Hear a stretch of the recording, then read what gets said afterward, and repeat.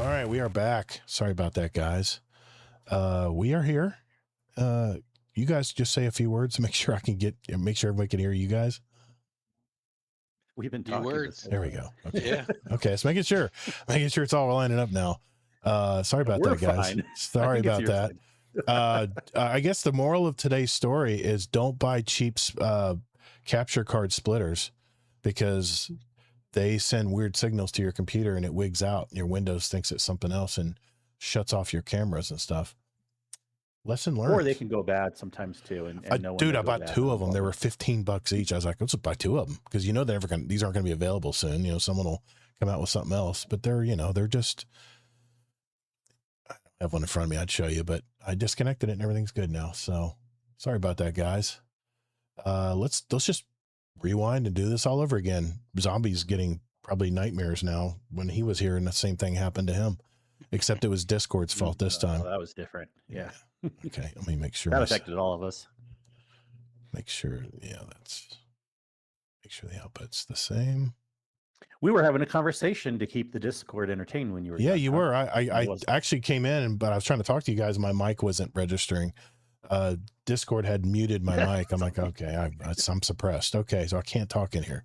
Fine. Then I realized I wasn't on the stage. Zombie PTSD. He thinks it was him. He's like, I just got to leave, man, because I'm jinxing the show, dude. You were on last week, so you're fine. You're fine, dude. It's not you. It's not you. All right, let's try this again. All right, here we go. 3, 2, 1. What's up, Guardians? Welcome to episode 369, Deja Vu, of the Guardian Down Roundtable. In our podcast, we talk about topics and news that impact our gaming hobby, all while keeping a focus on our community. We go live every Thursday night, 9 p.m. Eastern on my Todd the Gator YouTube and Twitch channels. Hopefully they're still there. It's GATR, by the way. We are a live show. We have an audio version available every Monday morning on all your podcast apps of choice, or go to our website, guardiandowncast.com. All our episodes are right there. Let me first check in with my permanent co-host, not go-host, the co-host from Utah, Mr. Kingsley Mack. How you doing, Mike? Hopefully I'll make it through tonight. Breath. Everything will be okay. Yeah, it will. It'll be fine. Yeah. Everything's fine. I'm doing good. Taco, you're killing me, man.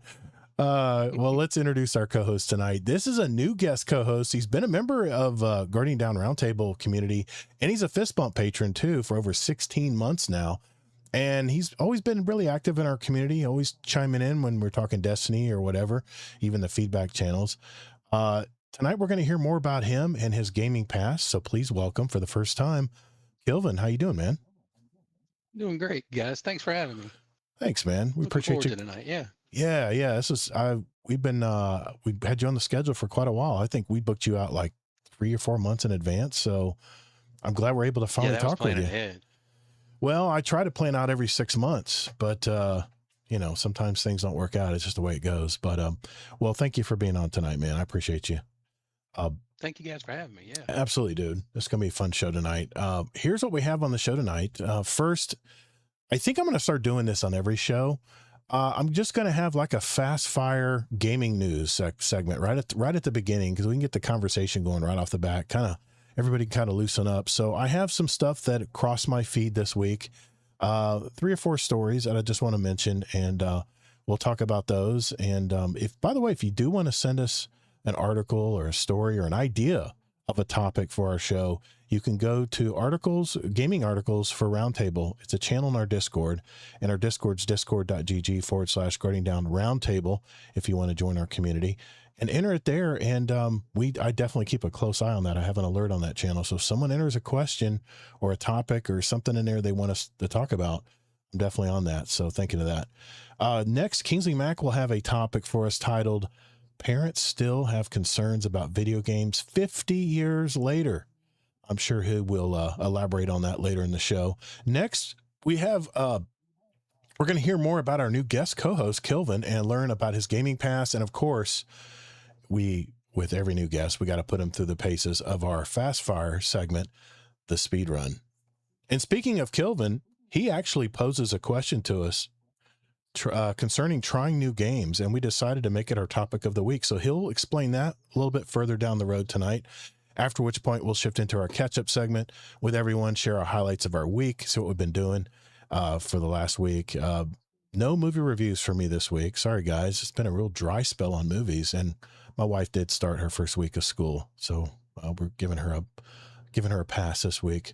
At the end of the show, of course, if time allows, we'll answer any questions from our community or any feedback from our community if we want to mention that. And like I said, if you do have a question for us and you're in chat tonight and you want to have us read it aloud tonight, you can jump into that podcast question channel in our Discord. And I think I've talked enough. So if you want to send us a voicemail or an email, it's guardiandowncast.com. So if everyone's ready, let's roll. All right. I keep trying to trim down that introduction every time, but there's just so much information in it. I try to get out on that, but it's fine. It's not the intro that's the issue. Yeah, it's all the tech. It's all the tech stuff. That's for sure. Okay. Here we go. All right. First of all, I want to go through some stories that have crossed my feed this week. And I just kind of handpicked stuff that seems interesting. And I think that you guys might be interested in. The first story is by game developer online. And the story is GTA 5 surpasses 230 million sales months before the new GTA 6 touches down. The way this article is written, and it is written by Chris Kerr. He's the senior editor. Grand Theft Auto publisher Take-Two Interactive expects the impending release of Grand Theft Auto 6 to become a transformative moment in the company's history. Take-Two delivered net bookings of around $1.39 billion, slightly above the high end of its guidance range, but a 3% decrease on the $1.42 billion reported this time last year. That performance was largely attributed to the overperformance of NBA 2K and the Grand Theft Auto series. Grand Theft 5 has now sold in over 230 million units to date across 3 console generations. Think about that. It's PS3, PS4, PS5. That's just crazy. But the across those 3 generations of consoles, and according to Take-Two, it remains the best-selling title of the past decade based on both unit and dollar sales. Recurrent consumer spending within Grand Theft Auto increased by 3% year on year. Take-Two seemed particularly pleased with how its Rockstar Mission Creator, a suite of tools designed to let users create their own GTA Online experience, has been received. And the entire Grand Theft Auto franchise is now sold in almost 475 million units globally. Rockstar's other major releases, Red Dead Redemption, has sold in nearly 116 million. The vast majority of those sales has been generated by Red Dead Redemption 2, which has now sold over 87 million copies. NBA 2K26 has sold 12 million. And the achievements of this year's iteration of the series are a testament to Visual Concepts' ability continually to deliver new, innovative ways for fans to stay engaged, and our live service execution remains a cornerstone of NBA 2K sustained success, said Take-Two's boss, Strauss Zelnick, on a call. Given that Grand Theft Auto 6 is expected to break the bank, Zelnick reiterated that Take-Two expects to deliver net bookings of $8 billion to $8.2 billion during the current fiscal year, and that's fiscal year 27. From that point on, he claimed the publisher will strive to sustain its new level of scale. We are reiterating our fiscal 2027 outlook for net bookings to $8 to $8.2 billion, which reflects both ongoing positive trends in our business and our high degree of confidence around the November 19th release of Grand Theft Auto 6. He added, we expect to sustain this level of scale and generate strong cash flows for the next several years as we release our robust development pipeline, capitalize on incremental opportunities within our highly established hit franchises, and continue to apply our proven long-term approach to managing the company. And we're not even talking about Grand Theft Auto Online. This is just the game. This is crazy, man. $8.2 billion. I'm not pre-ordering games anymore, guys, but have any of you guys pre-ordered Grand Theft Auto 6? No, because I want to get it on PC. But I still pre-order games when I like them. You're going to wait like a full year, I think, for it to come on PC. if I already know that. Yeah. if history repeats itself. But man, that just blows me away. I mean, I have not pre-ordered it. I'm going to get it on my PS5 Pro probably. I've got to get some use out of this machine. But I just thought that was very interesting that an older game, I think we're 2006, Grand Theft Auto 5. I'm thinking 2006 maybe. That's PS3. That's PS3 years, I believe. That's just crazy, man. Amazing Taco King those says numbers are nuts. Amazing Taco King says, I wish they would have given Red Dead Online the same attention as GTA Online.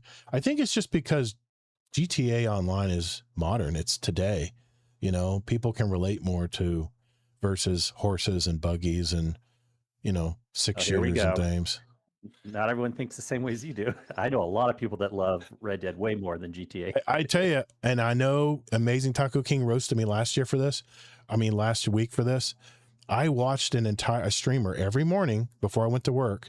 He would stream like a 4-hour block of Red Dead Redemption 2, and I literally played the game through his eyes. Now, yes, I didn't go do the free roaming stuff, and it was funny how he would shoot people accidentally and they would chase him out of town, and it was really cool. But it was the story, is the campaign that I was watching, and I gotta admit, man, that's on the next level.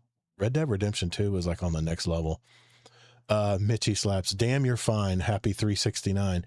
Yeah, thanks, Mitchy Slaps. I'm Half Pedro. Have a great night, everybody. Thank you, I am Half Pedro. Sorry about the little hiccup here at the beginning of the stream, but I don't know, man. I've played the games. I've played the past Grand Theft Autos. I don't even think I played the entire campaign in the last one in 5, but I think what I might do, since there is a little bit of lag time here before the October release in our creators, I might jump back in and play Grand Theft Auto 5, at least, you know, the character arcs. And I bet you a lot of people are doing that now. And I think that's the reason why they just broke the 230 million sales barrier. But anyway, thought that was an interesting little tidbit there. Yeah, I must be one of the few people left that completely missed the Grand Theft Auto train, because it never did catch me, and I have yet to play the game at all. Dude, I remember. I haven't played them either. Yeah. I remember I was big into Battlefield 4, and my buddies would peer pressure me, say, dude, you don't have Grand Theft Auto 5 yet? Come on, man. And I remember buying it at GameStop for my PS3, and I took a picture of it in my truck, bragging to everybody that I just picked it up. And I think I played like, I don't know, like maybe a quarter of the way in, and I think I just went to something else. I don't know. I think I was still in Call of Duty back then, but anyway, I thought that was interesting. Another story I have drawn up here. This is really a funny story. Nintendo. And this is from The Guardian, and this is by Kalina Marketov. Sorry if I mispronounced that. Nintendo has reported a jump in profits as the Japanese game makers' earnings were buoyed by a long-awaited refund on Donald Trump's tariffs. The company said profits surged 53.5% to 147.4 billion, or I think that's billion yen, over the 3 months, million yen, to June, substantially beating expert forecasts of only 77.8 billion yen. I don't know. I can't get that in my head. Billion yen. Nintendo said sales of its Switch 2 console, which was released last summer, maintained strong sales momentum, while popular games such as Yoshi and the Mysterious Book, Star Fox, and Pokemon Pocopia performed steadily. However, that did not make up for the overall drop in sales compared with the same period last year, with revenue down by 10% to 517 billion yen. Instead, Nintendo said profits were aided by a refund on U.S. tariffs after the country's Supreme Court ruled in February that Donald Trump's sweeping Liberation Day trade levies were illegal. The Trump administration has refunded about 100 billion BN, I'm guessing that's billion yen, from the tariffs charged before the court ruling, representing 60% of the total 165 billion collected. Trump has continued to pitch tariffs as a solution for the U.S. economy, bringing back domestic production, securing better trade deals, and closing the deficit in the federal budget. Nintendo's Tokyo listed shares were up 2.8% On Thursday, after the earnings release, the company filed a lawsuit weeks after the U.S. Supreme Court ruling demanding a full refund from the White House that would cover what it spent on tariffs plus interest. While a refund now appears to have come through, Nintendo stopped short of confirming the full amount at a time when it still appears to be resisting calls to pass those refunds on to consumers. And that's the bigger question, right? Where's the consumers seeing this refund? They overpaid for their Switch 2s. And I'm not going to get political here about tariffs and stuff, but I mean, the Supreme Court rules, you know, that was their decision. And I honestly think anybody who bought a Switch 2 or a video game should get probably some kind of rebate based on percentage or something. What do you think, Kilvin? So this does feel like a double dip on Nintendo's part, for sure. A business double dipping? No. Yeah. And I thought there were folks looking into, and you guys maybe know the story better than I do, like a class action suit on behalf of the customers to get some of this refunded back. Yeah. But just the logistics of that, I think, were impossible. So it just feels like a fumble all the way across the board, where folks are paying more for their games at a time where games are struggling. Yeah, and I mean, their sales were pretty modest before those refunds came in. So, I mean, it just doesn't make sense that they don't give some kind of rebate or maybe a free game or something to people who bought a Switch 2 or something, you know, just to say thank you. Nope, we'll just put it right in our pocket. Yeah. All they have to say is hardware costs, right? Hardware costs are going up. So, that's why we had to keep it, because, you know, hardware costs. Anyway. I mean, they were pretty transparent early on with hey, the reason this is going up is because of the tariffs, and folks knew what they were paying for at that point. So it's a little crazy that all that money goes back to the corporation. Yeah, exactly. Kingsley, you have an opinion on this? No. Okay. No, I'm just, if you don't, that's cool. It's no big deal. Here is another story I drew up this week. And this is from a game developer again. And this is Diego Argelo. Sorry. I should know my Spanish better. Developers are expecting generative AI to have its biggest impact on the game industry over the next 3 years, affecting team sizes and productivity for certain roles.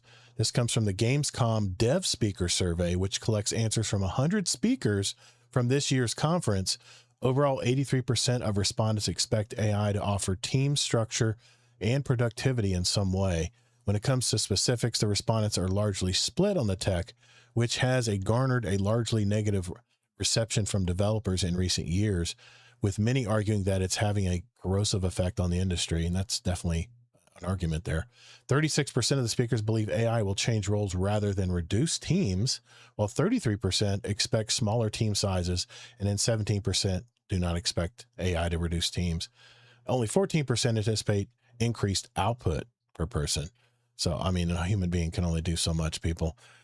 Respondents also chimed in on its current use. 0.34% see the greatest value of AI in areas like code and production, while 30% prefer as little AI involvement in game development as possible, as noted by the survey. The result remains broadly consistent with last year's questionnaire. Sabre Interactive to add rideshare. I'm sorry, that's another story. As for other areas where AI is currently being used, management and administration tasks sit at 12%, quality assurance and testing, other answers at 7%, and animation at 4%, localization at 3%, marketing communication at 2%, and narrative design at 1%. The survey results come amidst studios continuing to toot that generation AI horn. Companies like Capcom and Owlcat Games claim to be using Gen AI to speed up production and iterate faster on their games, respectively. Meanwhile, studios like Pearl Abyss, known for Crimson Desert, have issued public apologies for failing to disclose the use of Gen AI during production after player backlash following similar cases by Ubisoft and 11-bit studios last year with Anno 117, Pax Romana, and The Alters, respectively. I guess, Gamescom is on the 20th, I think. It's coming up pretty soon here. So I guess they put out this survey to the speakers, which are usually pretty highly regarded game developers in the industry, for speaking of Gamescom, which is like the biggest game conference ever. Um, I tell you what, man. And I guess everybody get their drinks ready because Embark really took advantage of generative AI in a lot of their map design and stuff. And I'll tell you what, man, those maps are gorgeous. And I know they did a lot of AI development on how the arc react to you. They're very human like when you shoot them. And I mean, I got to tell you, I shot a leaper. I don't know if you guys know what a leaper is. It's like a giant spider bot. I shot all of its legs off. I was going down into a subway stairway, and the damn thing was hobbling along, following my ass down the stairway, and I damn near died to that thing. It just blew me away how smart these little creatures are. You know, they're not just dumb dregs that they shoot them in the head and they can't shoot the side of a barn. It just amazes me how they've really advanced things with their game. And of course they got a big update coming, which I'll talk about in a sec. But I mean, probably news we already knew or suspected, Kingsley.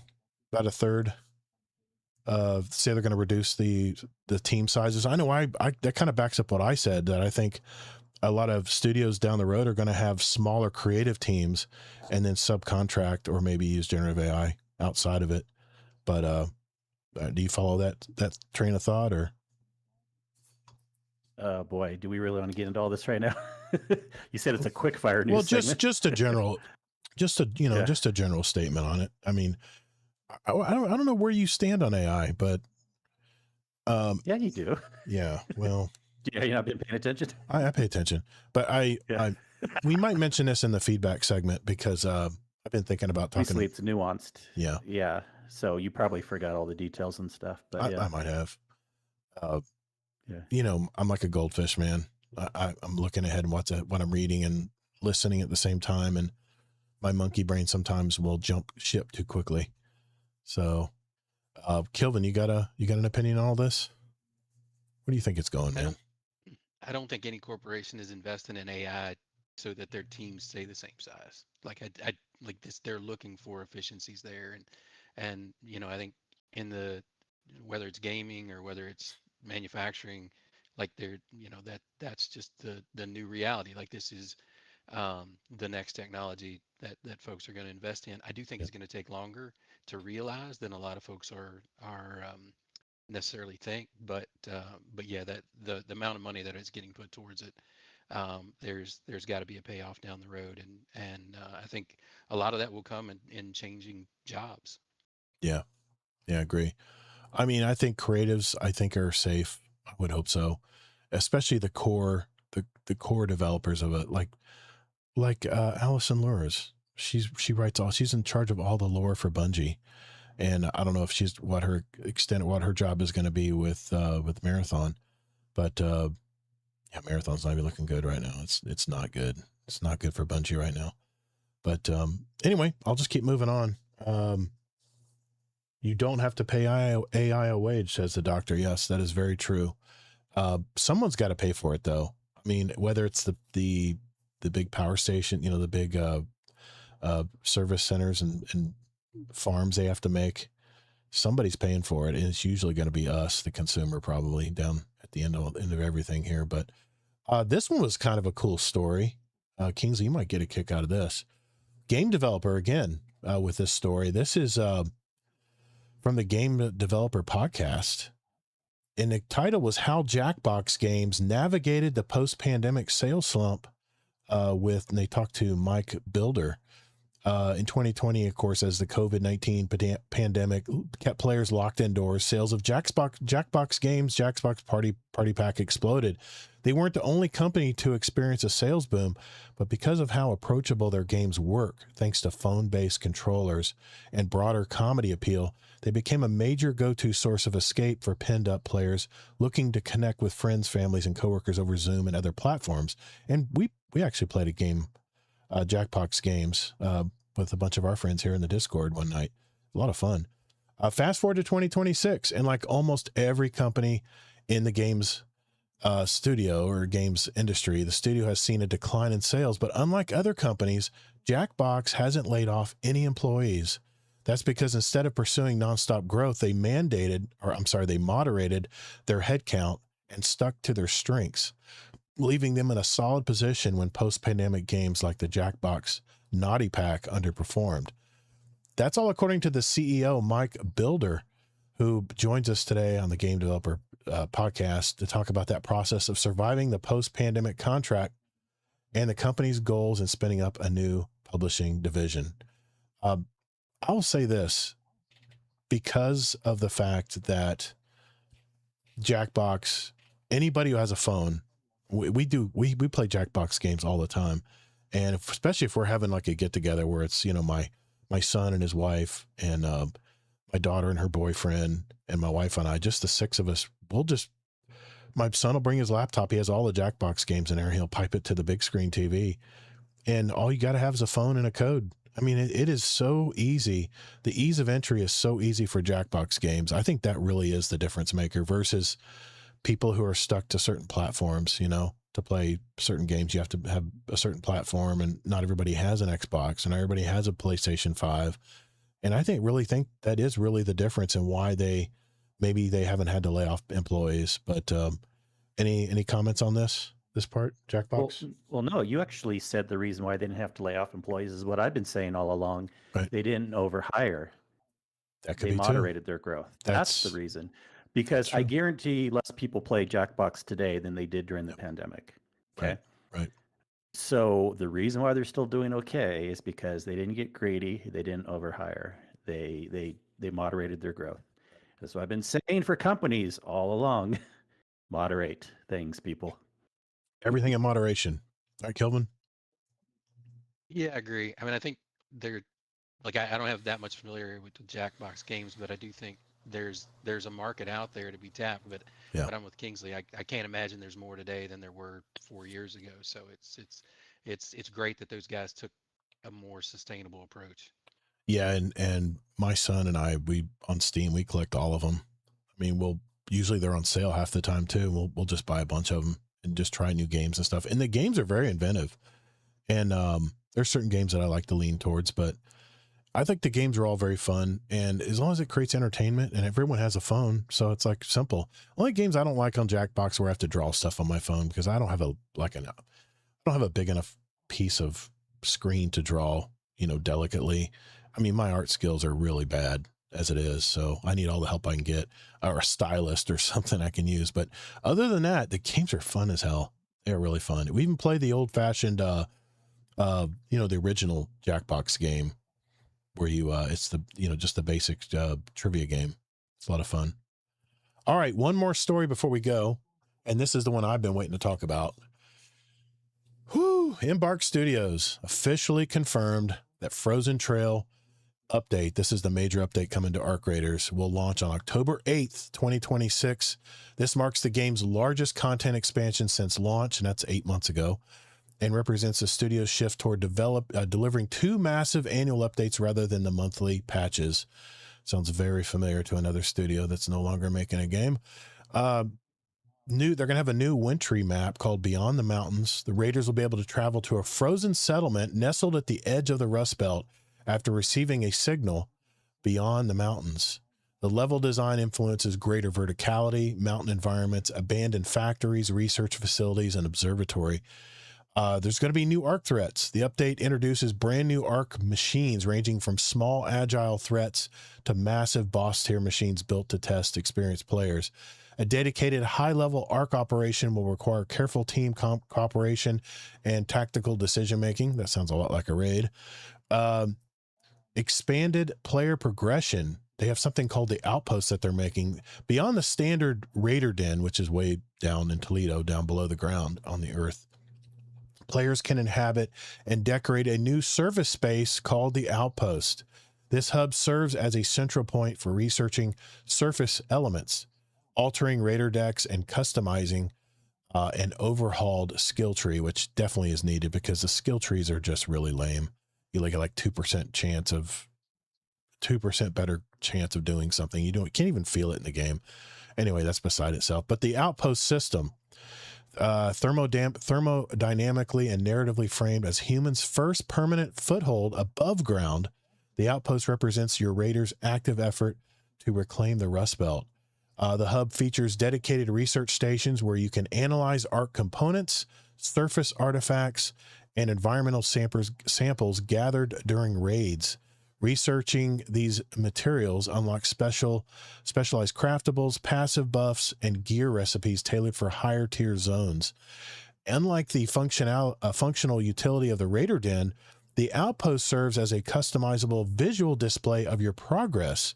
You can decorate the interior, display rare surface trophies, show off unlocked instruments, and set up your loadouts in a dedicated armory space. Outposts directly integrate with Raider decks. This is kind of like their DLC packs that you don't have to pay for. You just earn in-game currency to buy all this stuff. But it allows you to configure it, test it, swap it out with builds and deck synergies before deploying into a match. That's really cool because when you first started doing a raid in Arc Raiders, you always get in the capsule and the tube and you're shot up to the surface.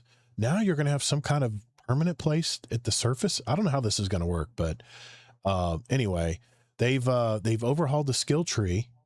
The skill tree shifts away from minor incremental stat boosts like flat 2% stamina regen to focus on distinct play style archetypes. Nodes offer direct trade-offs and active utility perks. With the new mountain map emphasizing vertical sightlines and high altitude traversal, new skill nodes grant specific traversal perks, such as an enhanced grapple efficiency, reduced fall impact, and better stamina management during climbs. Specialized branches introduce combat perks tailored to higher tier arc machines, offering defensive counters against heavy mechanical attacks or tactical buffs when targeting specific arc weak points. The decks, like I said, are going to be revamped as well. And they talked about the new arc threats. Here, I got a leak from another website, and it said the first kind of arc that they're introducing is called Agile Disruptors. It's a small, nimble arc unit designed to harass squads in tight spaces. Great. Flush raiders out of cover and disrupt climbing or traversal maneuvers. Holy crap. Then you have one called Heavy Siege Machines. At the top end of the threat scale sits the enormous new arc machine designed to act as a formidable mobile roadblock capable of completely shutting down a squad's advance or extraction route, or more stress. Love it. High-level arc operation, this new in-game encounter built specifically for experienced, coordinated teams. The operation features dynamic encounters requiring real-time adaptability, team role specialization, and high-stakes risk management. I think they're referring to the frigate. There's this giant arc we see on the maps, and everybody keeps thinking there's something flying in the air that's really large. I think people have seen them in like the hurricane storm map conditions or something. But I think what they're alluding to is some kind of giant ship that you'll be getting into. And it just sounds cool to me, man. That sounds a lot like the Marathon final encounter, you know. But Kilvin, do you play Arc Raiders at all? I know. I have not. And I was just going to ask that you take it easy on me because this is, you know, my Thursday night tradition is drinking every time you mention Arc Raiders. So I want to make it all the way through the interview. That's a lot of Arc Raiders talk. Sorry, man. Well, I'm excited. I've been waiting. Gosh, man, I cannot. I mean, I've never been this excited since a Destiny DLC or a big Destiny season coming up, you know. But I'm really looking forward to this. And it's November? No, it's before November. Thank God. It's October 8th. October 8th will be the new. I'm telling you, man, you can jump in right now. There's Stream Deck, there's all kinds of stuff you can get. I've got, I'm going to guess here. I think I've got about 400 hours, and I have another character that has maybe 80 hours in it that I'm testing for doing expeditions in just to see if it's worth it or not before I give up all my shit. And no, I'm not doing an expedition. Sorry, dog. I'm not giving up my Survivor kits and stuff. I'm not having to go look for those again. It's very grindy of a game, which I kind of like grind, you know. But anyway, there was a question later in the show. We'll talk about that later. But those were the stories that crossed my feed this week. I've got some crazy ones next week, by the way. I was going to throw them in tonight, but we got to keep moving. So we're going to turn next to Kingsley right after this. Just looking at comments here. Quick fire, huh? All right, Zombie. That was like a good half an hour. Yeah, sorry. Well, I mean, you figure we wasted 15 minutes with the stream problem. Oh, I know. I counted it for when we actually started. And yet you won't use one of your alts for PvP. Shake my damn head. Hey, I'm thinking about it. Okay. Amazing Taco King. I'm thinking about doing it. I got ratted the other day, man. I was like, see ya. Enjoy the PvP servers. It's crazy. Like It is, man. I'm sure you guys are looking at the Stressful. Steam numbers too. Yeah. So everybody's talking about the marathon decline, and that's been substantial. But I don't think Yeah. I realized until I looked today that Arc Raiders taken a very similar hit in terms of the percentage drop. It's like I'm glad to hear they've got an injection coming in October of content, because Yes. it looks pretty rough right now. See, what's funny, Kelvin, is Arc Raiders is suffering the same problem Destiny did. This reminds me so much of the Destiny game. And yes, it's not the same game as Destiny, obviously, but as far as they made a game that was so damn popular. I think they had like 500,000 people playing it when it first came out in like the end of last year.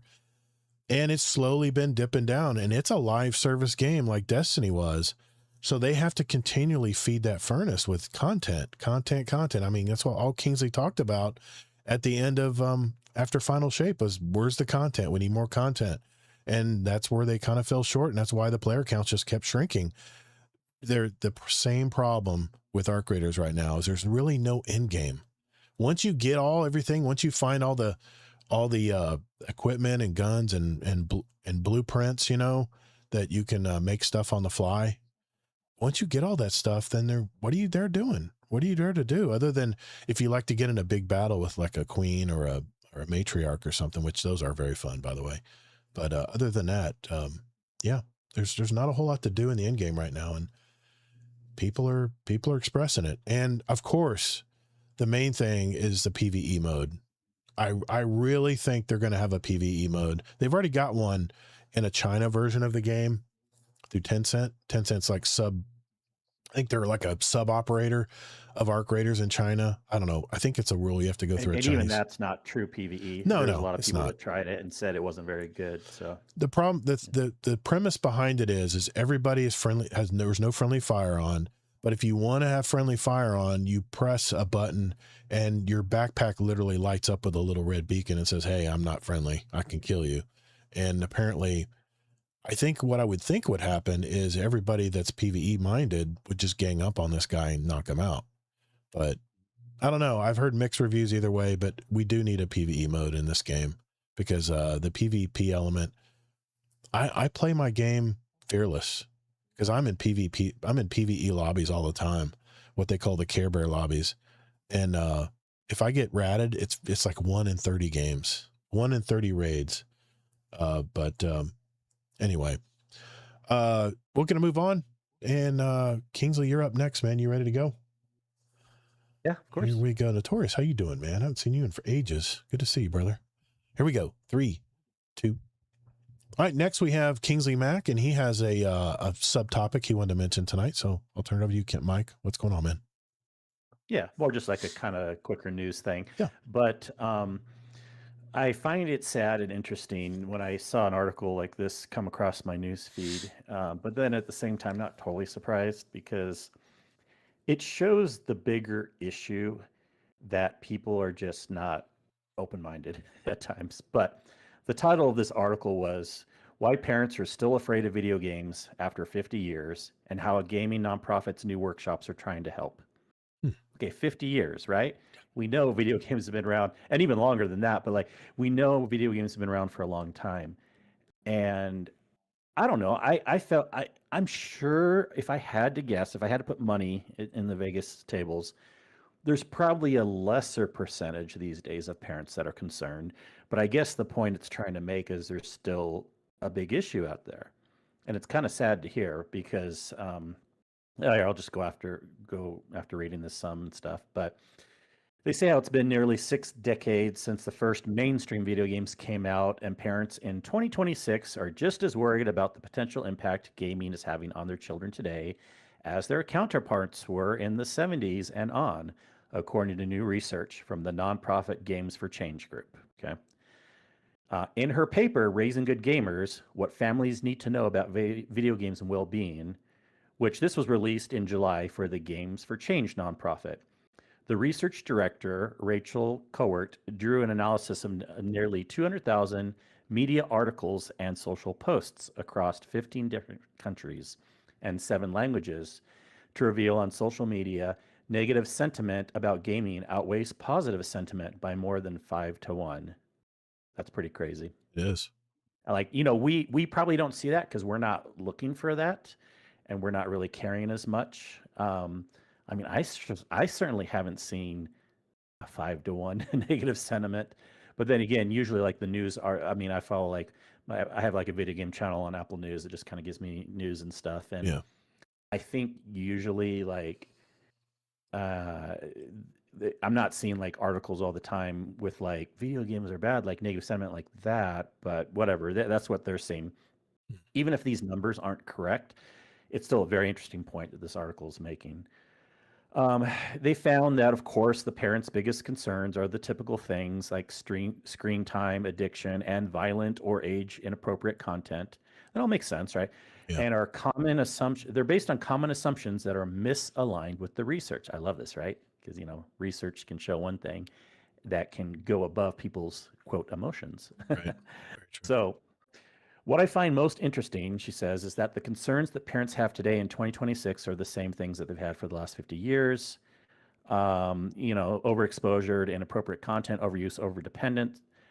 And so the fact that they have the same concerns tells me as a researcher that we've done a very poor job at getting the information out that we have in the research community to parents and what we know about games are and what they aren't.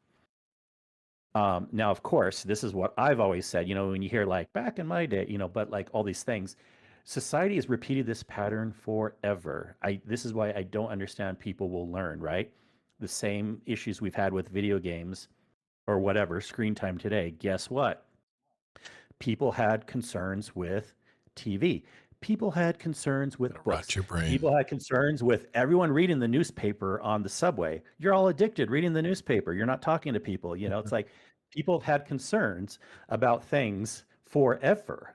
Yeah. And I think this overall point would be like, don't you see what's happening here, people? It's a thing that usually you're having more concerns than you need to. It's just because you're not into it or you don't understand it doesn't necessarily mean it's bad, right? Yeah. Just on the overall big thing. So yeah. So I find that really, really interesting. She goes on to say, I do see it being specific to gaming for a few reasons. One is because nothing has really overtaken it. We have concerns about social media, but gaming is kind of different. It's interactive, much more so. The other thing about gaming is that with the media ecosystem, when we see a terrible violent crime happening, immediately it gets tagged with, oh, the person played video games. And we've seen that again and again for the last 50 years. So there's something unique about this conversation with gaming. Sometimes the researcher says she gets pushback where they say, well, yeah, social media has come and oh, well, we're just dealing with it. But we also do have fears about social media, which we see, but those haven't replaced the gaming fears because those fears still persist. So the research found that nearly 60% of children say they want to play more games with their parents. And suggested a system called SPACE, S-P-A-C-E, for parents who want to show up. Show up with curiosity, play together, adjust for content, of course, cultivate digital citizenship, and establish boundaries together. It's interestingly an argument for allowing gameplay at a younger age so that you do start to build a foundation. Games for Change, Chief Program and Offering Officer, says, with the assumption that because so many kids are playing games, teens especially, that if you assume that your child is going to end up playing video games one way or another, then laying that foundation becomes extremely important so that you can fall back. Otherwise, they're stepping into something that they have no experience in. So like anything else as a parent, it's a little bit of a responsibility to know how you're going to lay that foundation to allow for healthy growth as they get older. Yeah. This Games for Change initiative is supported by a lot of actual groups too in video game companies. One included a pilot program, a parent workshop earlier this year for parents that asked families to build their own code of conduct for gaming, That's awesome. setting shared expectations that their children helped shape. The children helped shape I it. like that. By the end of the workshop, 82% of participants felt more confident talking with their children about gaming. And this September, the parenting workshop will be offered more widely through in-person events at community organizations across the US, the UK, as well as through online webinars. And last, she says, we're trying to encourage curious parenting. It's very obvious that there's no way we're going to lead a successful workshop or have a successful interaction with parents if we're just giving a laundry list of the games that are out there and what they should look for and what's a good game or what's a bad game, because that's ever changing. What we're trying to do is actually create a method for helping parents understand that they can have the conversations with their children to understand what their kids are playing, what they like about it, and what they want to play. And I I find this interesting too because a very popular thing right now, and I saw this even myself as it was going to be a thing coming, like even in the, because I've always been a futurist and loving technology and stuff, and even in the '90s, early 2000s, 2010s, I'm like, yeah, as the internet gets more popular and all these things, there's going to be people that are like, oh, should we be spending so much time online and all this stuff? And sure enough, it did come. And right now, the big thing is screen time, screen time, screen time. Yeah. And to me, it's kind of an annoying term because it doesn't even necessarily mean anything. That different people have different definitions of what that means. Does that mean, well, obviously you got to have screens with schoolwork a lot of times these days, right? So you Yeah. can't have screen time mean you can't do your homework. Is screen time bad if you're watching a movie together as a family? They would usually say no. Well, it's bad when you're playing a video game alone. Yeah, yeah, it's bad. Well, I don't know. Like there's all these things that I really challenge parents to kind of think through, like screen time, screen time. And of course, I'm not saying people should be like doing any one particular thing for like, 20 hours a day or whatever, but I really challenge people to look at things and see like just because it's a screen time thing or a video game that don't just you know have a concern because you're not into it. I think that's the biggest thing, whether it be video games or whatever, is like when people aren't into it themselves, Mhm. they often think it's weird and why are you doing that? Not always, but like but we see that a lot with video games. We see with other things too, like uh, I don't know, but I can't give a particular example Sure, right now. sure. But it's like, yeah, but I just challenge people to, we're preaching mostly to the choir on this podcast, so it's not a huge issue. But Yeah. I wonder what we can do also to kind of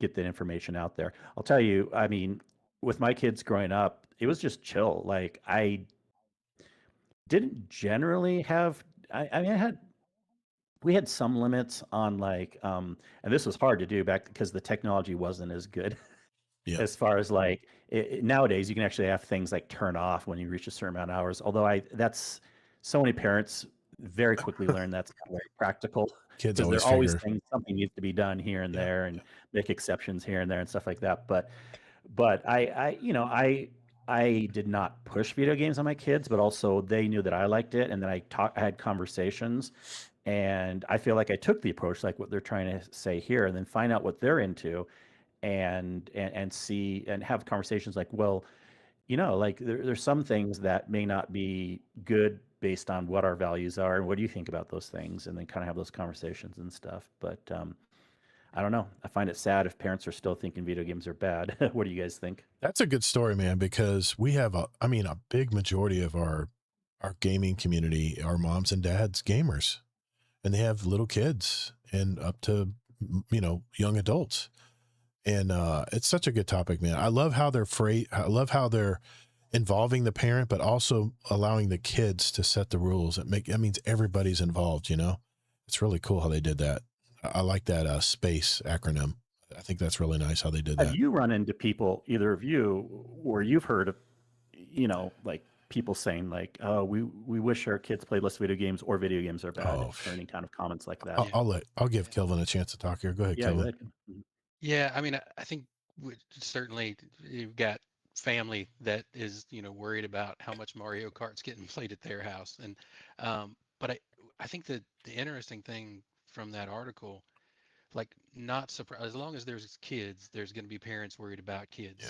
So that part Yes. is not surprising. But the idea that what parents are worried about is the same today that it was 30, 40 years ago, like that's really surprising. Like when I was a kid playing games, and when my kids were really young playing games, like there wasn't the same amount of online game. Like today, you hear a lot of story about Roblox and some of the issues there and the predators around. Like I think parents, in the internet age of gaming, have got to take an even more active role with their kids and be part of that process. But I can tell you, like some of the best times I had with my sons when they were growing up, some of the best times I have with my sons still today is when we get together and do some gaming. It's just a great way to catch up and chill out and have some fun and give each other a hard time. So my hope is that all parents are seeing this as an opportunity to connect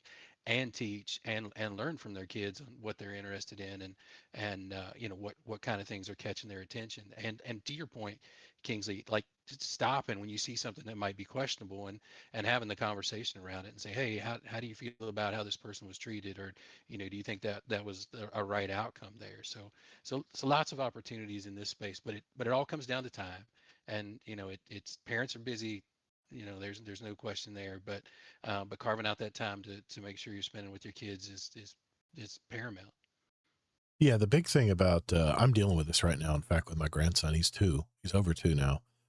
And my son, I'm really happy to hear this. My son is starting to slowly expose him to video games because my son plays a lot of video games. He plays a lot of PC games, a lot of side scrollers and independent games, and he plays Hades and he plays a wide variety of games. And he's more like Amazing Taco King. He's more of a connoisseur of all different kinds of genres and stuff. Where my old man self tends to just stick to a certain type of game. But you don't. You want when kids are really young, you don't want them to expose them to screens too much. But I hate to tell you guys, but that is their world. I mean, right off the bat, kids are going to be looking at screens. Now, the key is, as a parent, is creating some balance in their life where it's not all digital. Bring them outside. Let's go play in the park. Let's go fishing.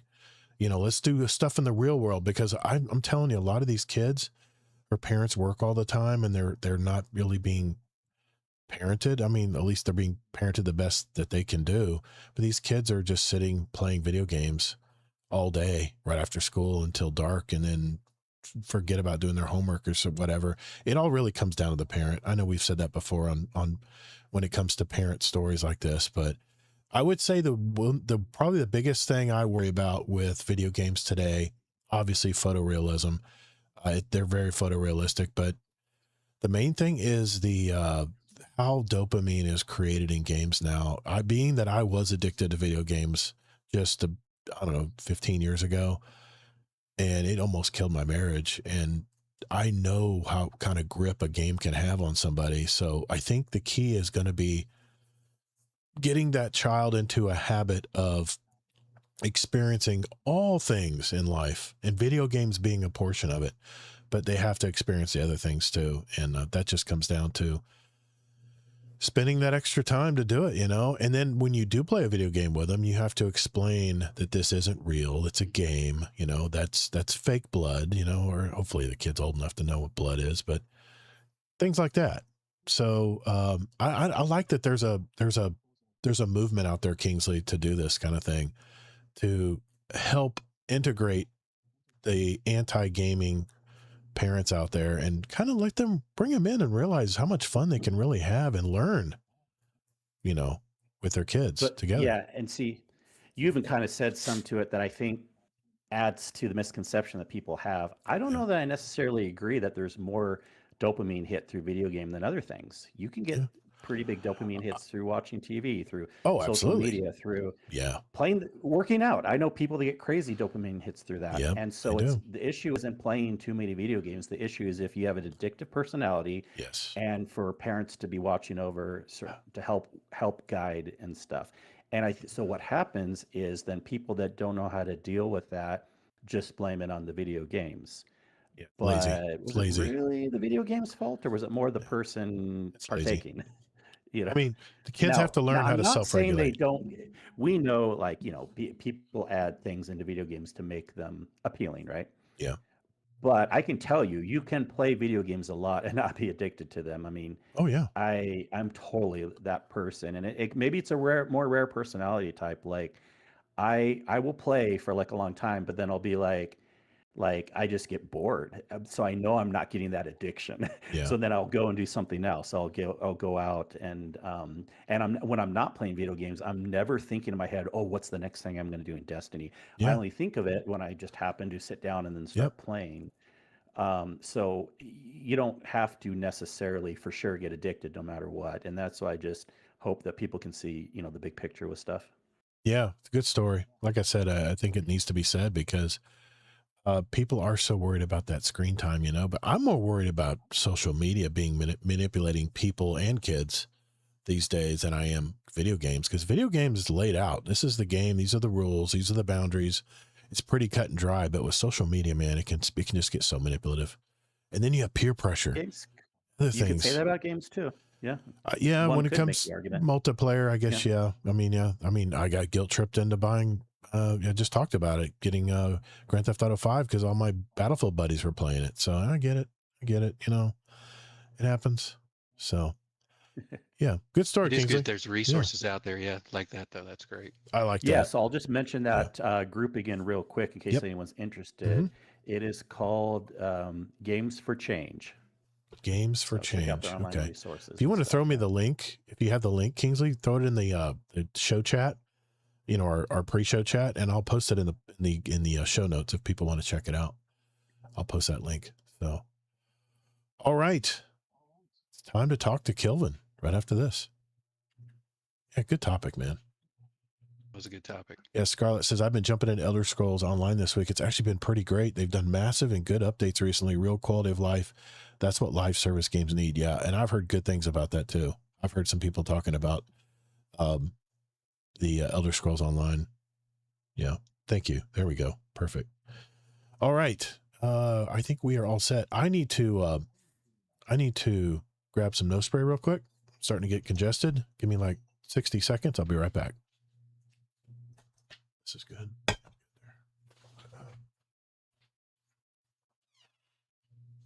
Mike, what were the games that you and your kids enjoyed playing the most? There wasn't like one particular one. We dabbled a little bit in Destiny. We dabbled a little bit in Jackbox games. We dabbled a little bit in things. They had some fun in games like Minecraft and Roblox, like appropriate Roblox things. But I mean, this was my kids are now like 18 through 22, so not keeping up, and they're not doing as much gaming right now, mostly just because of schooling and life and money reasons, But Yeah. yeah, we all know that when we're kind of at that age. But Mhm.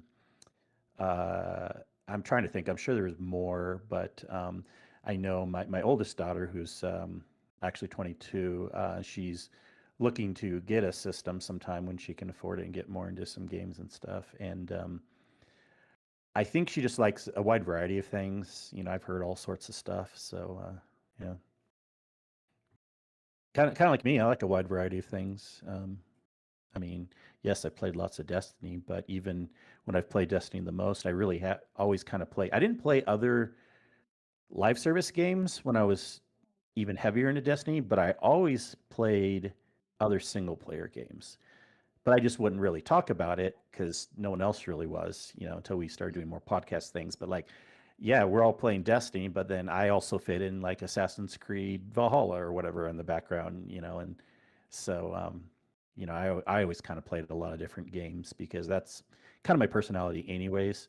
Um, it's one reason too why in Destiny, the only thing that's going to keep my interest now, and even for a few years now, is like the fun experiences with friends with raiding and stuff, because there's nothing really content wise in the game that keeps my interest. But yeah, I kind of like to dabble around. That's cool. Yeah, I know Todd's talked about this So there was a time when Rock Band was big at our house too, and it was like every night after dinner we would suit up and the three of us would play Rock Band. That was a good time. Dude, Yeah, Rock. I guess we did like Mario Kart things a bit. Yeah. Hmm. I mean, Rock Band was the only game that we could get that would get everyone playing together, other than Jackbox games now. But back then, they were too cool, to play video games with their parents. But Rock Band totally changed that, man. Yeah. Yeah. Not to mention, it made lots of money. Okay. Sorry, I could feel the congestion coming. I didn't want to sound like I was all stopped up talking. So, all right. Here we go. Okay. This week being our new guest episode, we were going to talk to Kilvin here. And I think, Kilvin, I've raided with you maybe twice now. I think we ran a Desert Perpetual raid, together. A couple times. For Yeah, sure. yeah. Yeah. You learned pretty quick. So, yeah, kudos to you, man. I think you did just fine. Yeah. I tend to learn a lot from Kingsley, but he's still got a lot to teach me. That's for sure. Yeah, we got some really good Sherpas on our team. That's for sure. I'm not one of them. But let me ask you this: where does this podcast find you tonight? So I am in Virginia, Okay. sort of the northwestern part of Virginia in the Shenandoah Valley. Oh, nice, very nice, man. Have you like lived there a long time, or are you a transplant, or? I know I've been here my entire life. Okay. We grew up about 5 minutes from where I live right now. Nice, man. Well, what do you do for work? I make drugs. All kinds hold, of drugs. Hold on, we got to stop the stream. Yeah.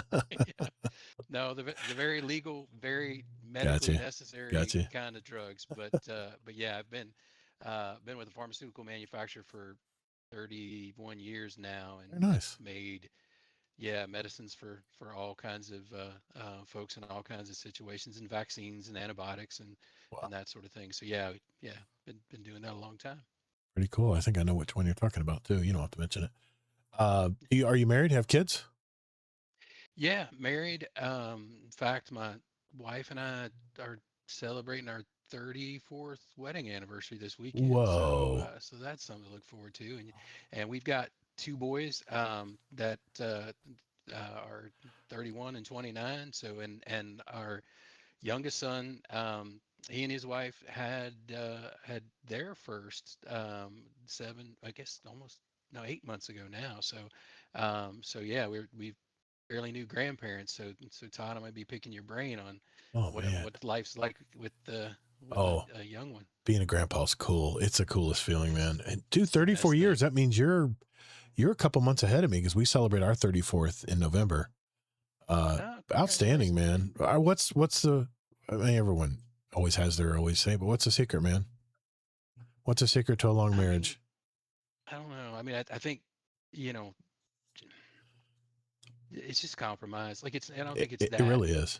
It's just listening and understanding that, you're going to have differences from time to time, but there's always a meet in the middle that works for everybody. So, I mean, honestly, probably the biggest secret is just picking the right person. So we've been married 34 years, but we've been together for 40. So we really knew each other before we tied the knot, and that helped a lot too. Yeah, we went we were together for 3 years before we got married as well. So it's been 37 years in November. And I agree, man, because compromise, it takes two people in a compromise. If there's one person in the marriage who wants everything and the other one is not willing to give up anything, that's usually where divorces come in. So good on you, and man. I really Congrats. agree too on the picking the right person, because it is. I am remarried, but like my first marriage, due to like parental and religious reasons, we only knew each other for like 6 months. Oh, wow. And so you can't know if you're picking the right person that quickly. And so, and then my second marriage, which I went by my own views, I mean, it's lasted longer than the first one. And I always joke, like, even like 10 years with my wife now is better than even 1 year with my first wife. So yeah, like I said, to compromise, both parties have to be vested. They have to be invested in the relationship. So it's tough, man. We're definitely in that rare group, to be married that long. So, like I said, good on you, man. Um, a question I had for you here is, obviously we play Destiny together. Are you a hunter, warlock, or Titan main? Titan Main, Another one. Okay. Why don't we ever the get warlocks? widest of Titans according to I don't McMaximo. knock So you. That's awesome, Kilden. Even though I, Gator always I'm knocks the I'm just Titans. I'm just jealous because Titans move better than warlocks do. That's why. I love the speed of No, they Titans. don't. Hunters move the best. I don't know, man. And hunters are definitely agile, no doubt. But I love the forward, just the forward drift and Notorious, of course. He's on board with that answer. I mean, I like how the movement, the um, just the coasting speed and stuff is so much more direct and fast than a warlock is. And the only thing warlocks have over the Titans is we don't get that string pulled in the back of our back once we get moving. So one thing I always hated about Titans, I try to make a warlock jump with a Titan and I just fall short every time because Titan jumps are very quick and forward, but you don't have that coasting speed, and that coasting longevity like a warlock does. Are you no, warlocks mainly? can be pretty floaty. Yeah, we are. I just love floating and looking down and assessing the situation and stuff. It's always suited me, but I play all three, but to be honest, are you a solo player or you do prefer to play more in a group setting? So, so preference is actually a mix. Like what, I jump in a fair amount solo and run a lot of different activities. But honestly, the most fun I have each week is getting together with the group and Yeah. running a raid on typically on Wednesday nights. So that's definitely the highlight of the Destiny week for me. But I Yeah. do a lot of content solo outside of that. Did you, this is might date you, but I think we already know you're pretty much about the same age as me. Did you ever stand in a physical line for a midnight release of a game? So not of a game, but I so when my sons were young, Mhm. the original Wii came out. So Okay. there was a night I spent like sitting on a cold concrete sidewalk in front of Target waiting for I did that with my the son. Wii so it could be under the tree for Christmas. So yeah, I do remember that night for sure. Okay, that counts. That counts. Yeah. Um, do you have any gaming rituals in your past? I mean, like for me, I like to, I mentioned this last week. I like to pick through the game manuals when I bought it on the car ride home. I'd always look through the game manuals and learn how the game works and stuff before I got home. Back when they put instructions and strategy guides in the jewel case. But anything that any little idiosyncrasy you always had when you were gaming? Yeah, I might actually be the opposite of that. Like I would Really? load it up and Just, fumble through just jump? and then go back to the instructions and say, hey, what did I miss here? So yeah, I would never read up front, but I would always end up going back. What was the first game or console that absolutely hooked you when you were growing up? So so this one's gonna date me as well, but the first console that ever came to our house as a kid, Dad brought home. I think I was about 7. It was an APF Pong clone. I don't know if you remember those or Wow. not, There were but lots of clones back then. there were lots of clones. This one had like the fake wood APF. grain on it, and it just had the Wow. two potentiometer dials where you could adjust Yeah. yeah. That's So cool. that was and it was hooked it up to the back of the TV, and as soon as you fired it up, you could smell the ozone pouring out of it. But Yep. I mean, it was just the coolest thing to be able to play a game like that at the house. And I mean, even though looking at it today, it's so rudimentary and so basic, it was just yeah, I mean, it was kind of magic right there in a box. And you're definitely dating yourself when you're talking about tubes on a TV smell. Yeah, That yeah, that definitely yeah, brings me back, man. I can still smell that smell too. It's crazy. yeah. Uh, was there a specific moment or a particular group of friends that got you into the hobby, or were you mostly flying solo at first? So at some point along the way, a couple years after the Pong, my grandparents got an Atari 2600. Mhm. And my cousin, I've got a cousin that's the same age. We would play home run. I don't know if you remember Remember that the home game? run Atari Yes. that just had Yes. the three fielders, and you could Oh, kind of throw a yeah. little bit of a That was screwball a up. great game, And man. yeah, we would play that game for hours. So that was Oh, my first sort of PvP against my cousin with home run it's and awesome. Atari. Yeah. That's awesome, man. I mean, God, I forgot that game until you mentioned it. Yeah. That is cool, Oh, man. it's. I mean, if somebody wants to look and see how gaming's progressed, you pull up Atari Home Run versus like MLB The Show, and it's Oh, just it's not it's even insane. close. Dude, Yeah. I still remember playing to the wee hours of Pong when I first got my Atari 2600. My brother and I we'd sneak, we'd go to bed, and you hear the MASH music, right? Da, da, da, da, and you knew it was bedtime, and you go to bed and you wait for them to turn the TV off. And once you heard that TV go off, it's like, all right, let's go. Let's go. And we turn the volume like Make it super right. low. We could barely hear the Pong ball bouncing around. Man, good times. That's good times. How has your gaming routine changed over the last few years? I mean, we're having less time to play now. We got kids and stuff. And has it changed, or you just pick your battles differently? What do you usually do there? So I would say my time for gaming has gone up. I mean, when Really?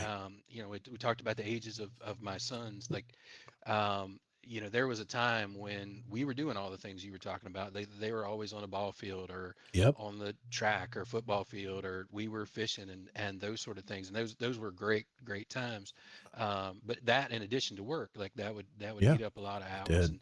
And now that they're up and on their own, and So you're an empty there nester. I think there's more time Oh, now to play that's games nice. than there has been in the last 30 years. So. I think we're all three empty nesters now. Kingsley, your son's out too, right? Are we all three Yeah, empty nesters? yeah, of course. I would have also said Yes. my time's gone up too. Yeah. Yeah. Oh, that's awesome. That's awesome. Uh, what is now? This may be a little tricky. I have a question. What's a Mhm. popular, critically acclaimed game out there that everyone seems to love, but it just never clicked with you at all?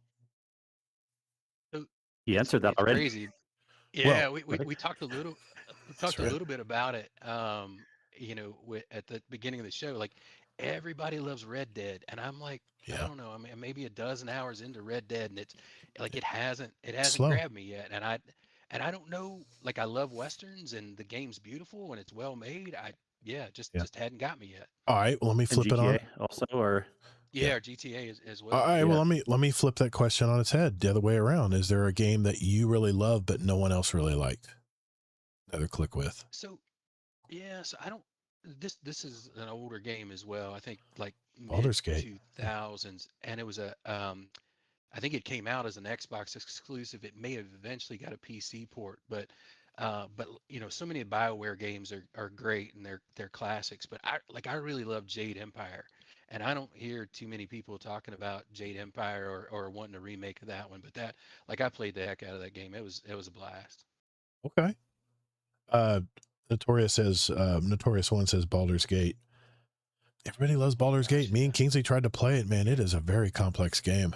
And if you're not a Dungeons and Dragons player, the context is a little, I don't know. It's different. That's for sure. Well, yeah, that's not why I didn't like it. I should Oh, have known because yeah, I get bored with Dungeons and Dragons. And I figure, well, if it's interactive, I'll enjoy it more. But it's still, when you have to, even though it's interactive, you still have to make those million little RPG choices. I'm like, no, thanks, I'm out. my God. Mm. Of course, Amazing Taco King knows the game you speak of. He's our 30 something that pretty much games like he's in his Acts 50s. like a 50. I swear to God, Honestly. man, the guy's got depth. I'll give him that. That's crazy, man. Uh, okay. How do you usually find new games to play? And this kind of ties in with your subject tonight. But do you watch streams? Do you listen to podcasts, or you just rely on word of mouth from friends? How do you usually find a game, man? So a little bit of all that, but I would say I put a lot more weight on recommendations from friends, right? So I will say, I'm kind of looking for the next game and what do I want to try out now?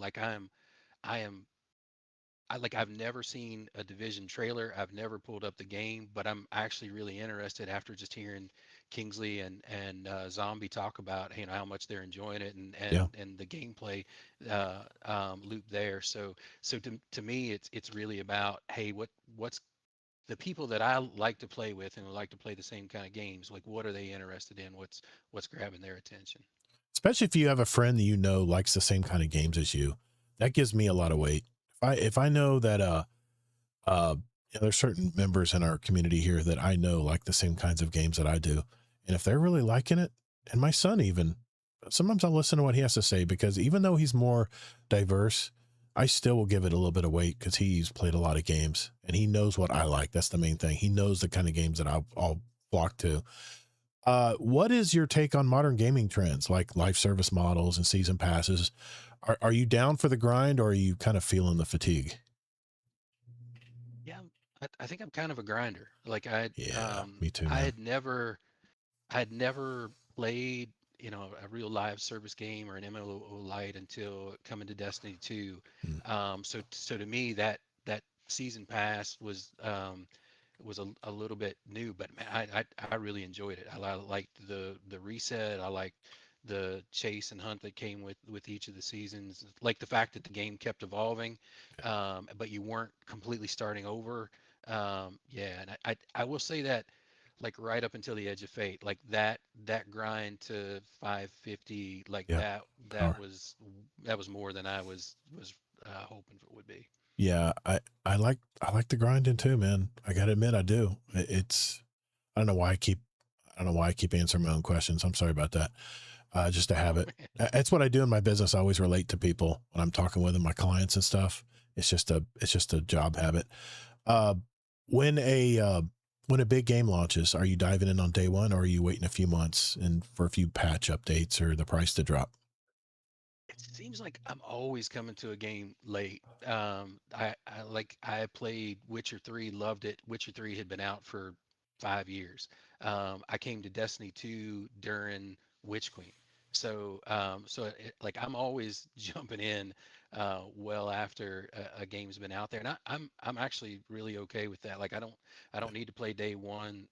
If I kind of see, I've made that mistake a couple times by jumping in on day one, and it's like, oh, this is, Broken. oh, we're gonna grab Starfield. That's the Yeah. best thing Oh that yeah. that will ever come out. And then it's like, come on, Yeah. I should have waited and really listened to some reviews Dude, and that reveal hype is so real though on Starfield. I really thought it might be the next Destiny killer.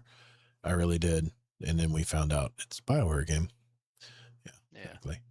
Uh, have you ever had a moment where a game actually helped you get through a kind of a stressful time in your real life?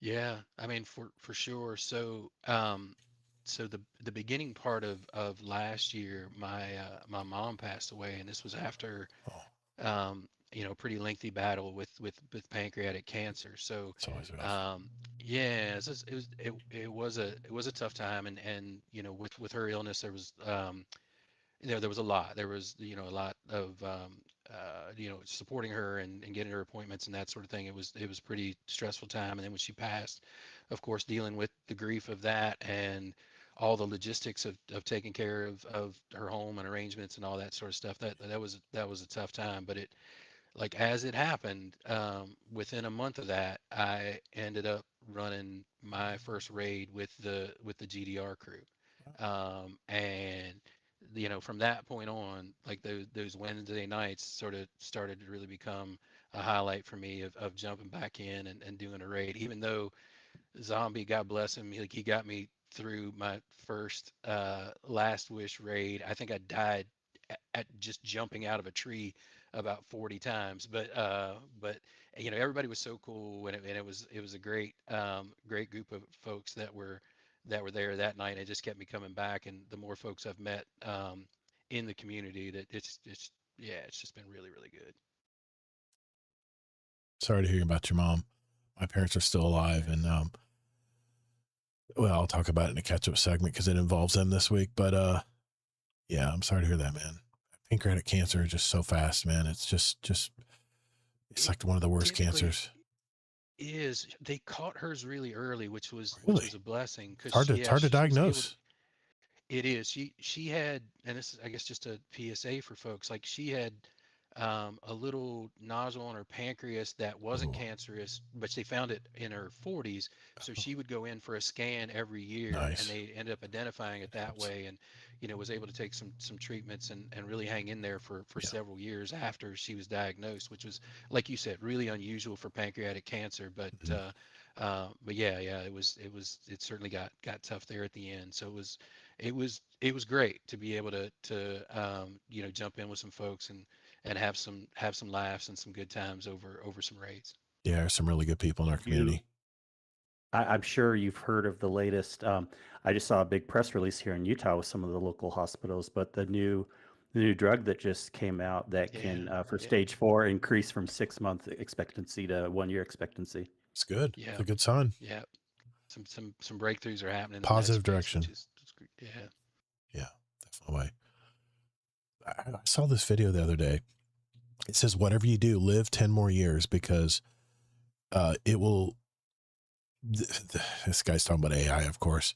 He talks about in 10 years, AI will be so good that it will actually reverse aging. I'm like, okay, we're talking pie in the sky here. It was a Eh, pretty reliable yeah. podcast. But anyway, that just came to mind when you said that about the Utah drug.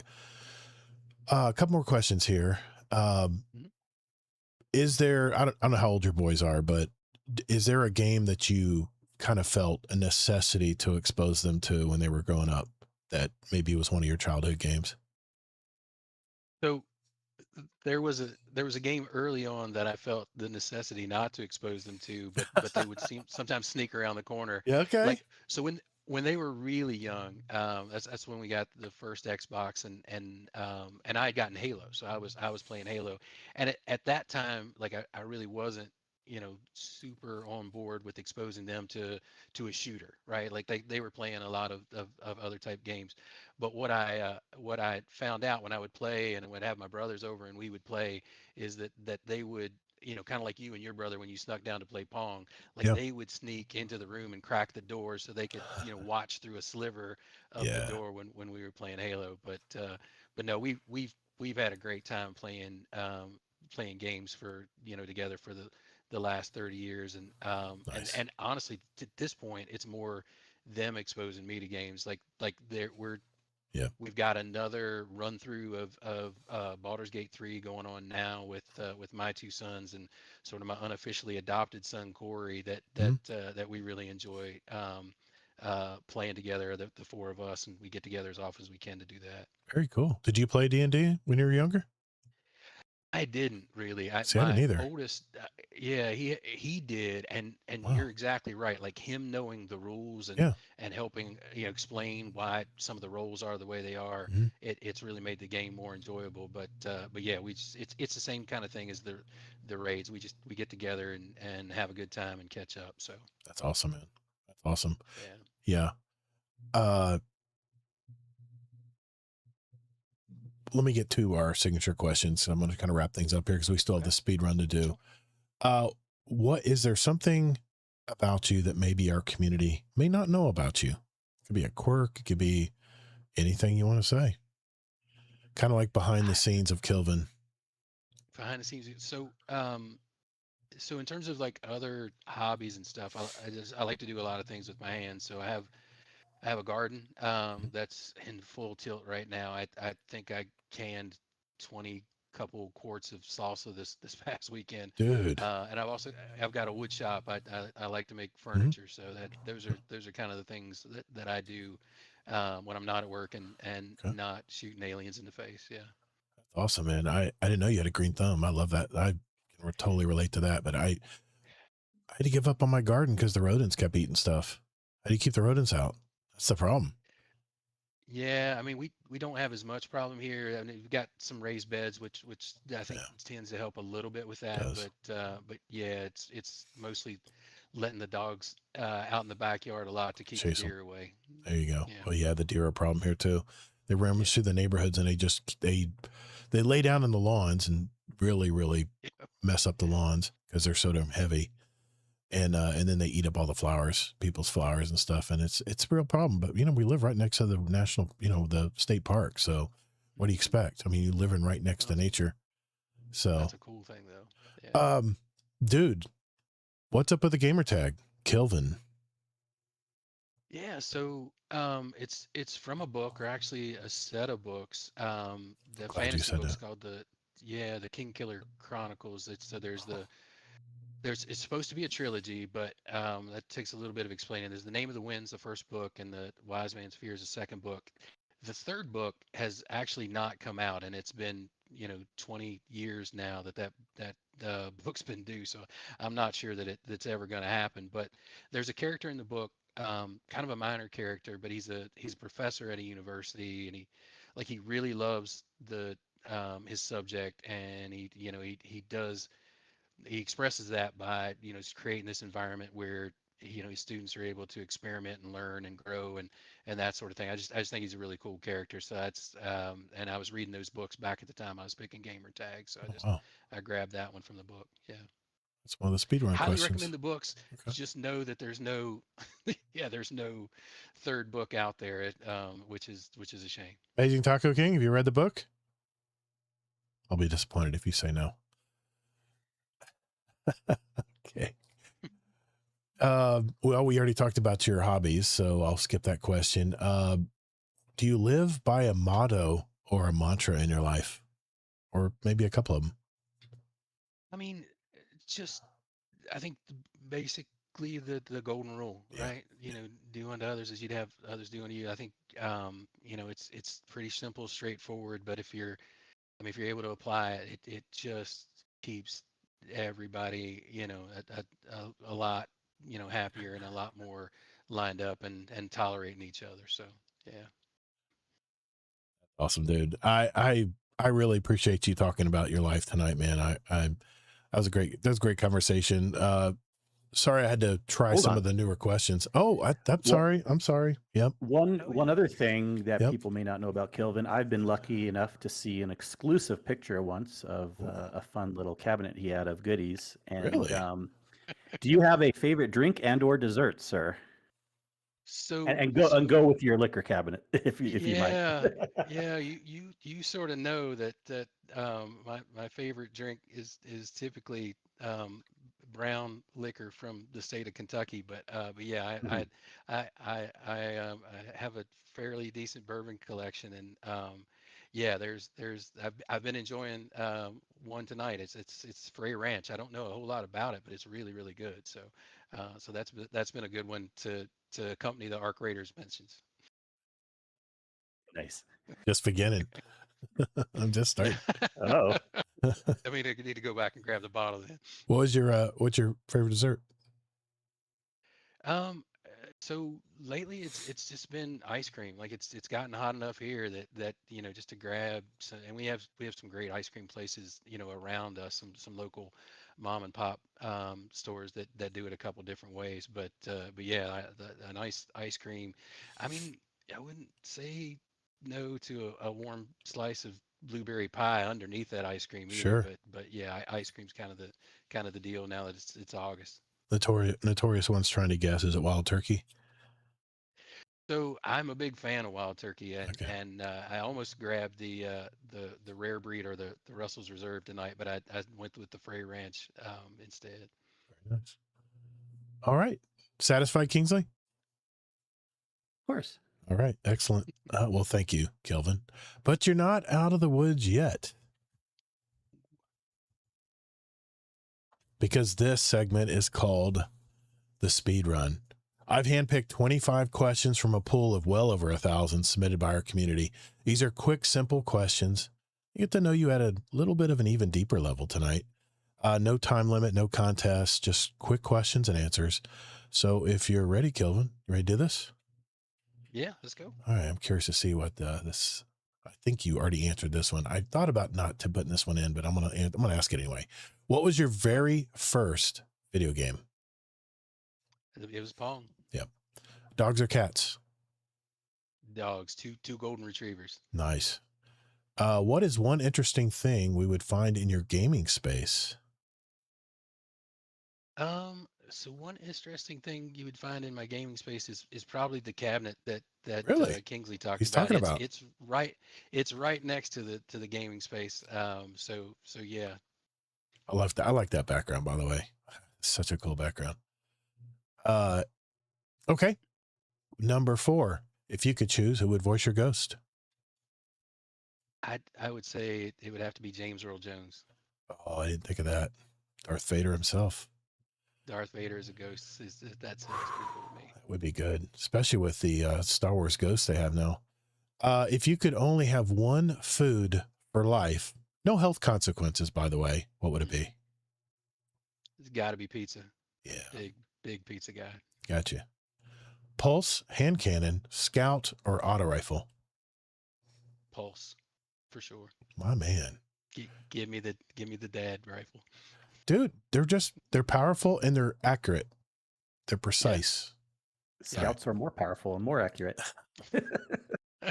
There is an argument there. That's true. I think he's right. But I can get slow. 3. I can get 2 to 3 bullets down. Oh my range. gosh, you guys are so bought into the hype. Then, if you do a damage test, the 3 bullets still do less damage than probably than the depending on what will. boss you're killing. Yeah. If you could live anywhere in the world, where would it be? Could live anywhere in the world. It would be a little closer to our new grandson. He's a couple hours away, so we get there as often as we can. But Okay. man, he's cute as a button. So All right. And no, Amazing Taco King snipers may do more damage, but it's special ammo. You run out of ammo.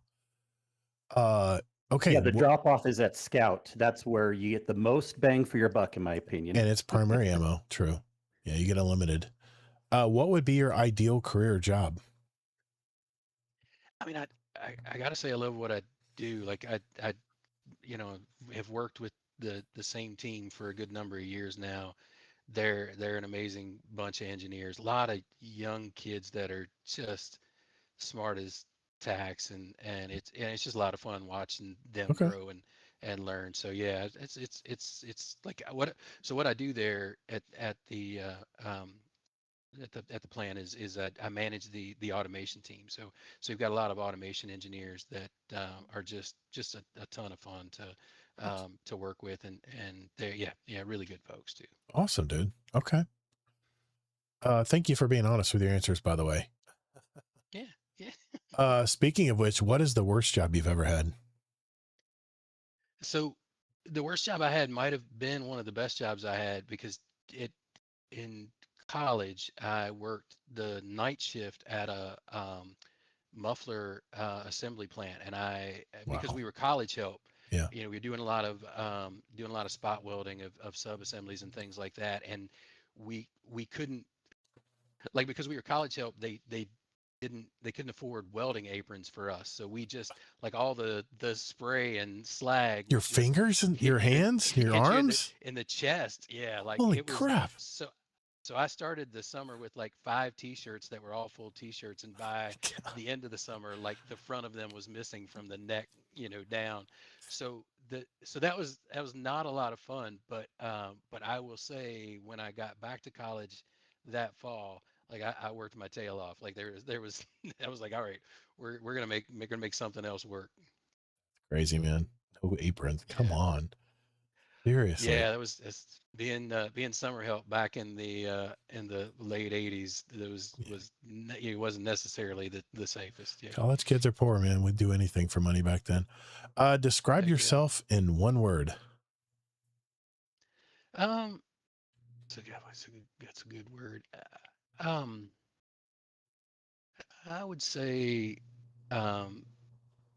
reliable. Like, I really like being a dad, right? I really like being a husband. I like taking care of people. I like letting them know that I'm there to take care of them. I take a lot of pride in that, and I love having that role for folks. Roles, man. I know. I hear you. What's the best sandwich? Tomato sandwich, man. This time of year, especially, when you can go out and grab. You've never had a tomato sandwich? I have. I'm actually. Yeah. I have a slight allergy to tomato. I can tolerate like tomato sauce and stuff, but I've never liked tomatoes. Yeah, like a nice piece. Like my wife makes great sourdough bread. You toast up a piece of Oh, sourdough bread, put some Duke's mayo down, oh and yeah. a couple of thick slices of beefsteak tomato with uh, some salt and pepper. It like I will eat one of those a day from the end of July through the end of September, just because Okay. they're coming out of the garden, and I can't wait to get them. Big beefsteak tomato. That'd be nice. Heck yeah. Yeah. Big fat tomatoes. All right. What is your all-time favorite breakfast cereal? Would have to be Frosted Flakes. Okay. I don't eat a lot of Frosted Flakes anymore, but that That's why I back in the said day, that favorite. was that. Yeah. Yeah, yeah, I don't think a lot of us eat regular cereal anymore. We're yeah. up to upwards of this age. Yeah, I'm with you, man. Fruit Loops was mine. What is, I mean, if you had more time, what would you do with it? Keep my place here. Yeah, if I think if I had more time, I would spend as much of it as I could with family. Like I do have my youngest son who's relatively close. They're a couple hours away, still in Virginia.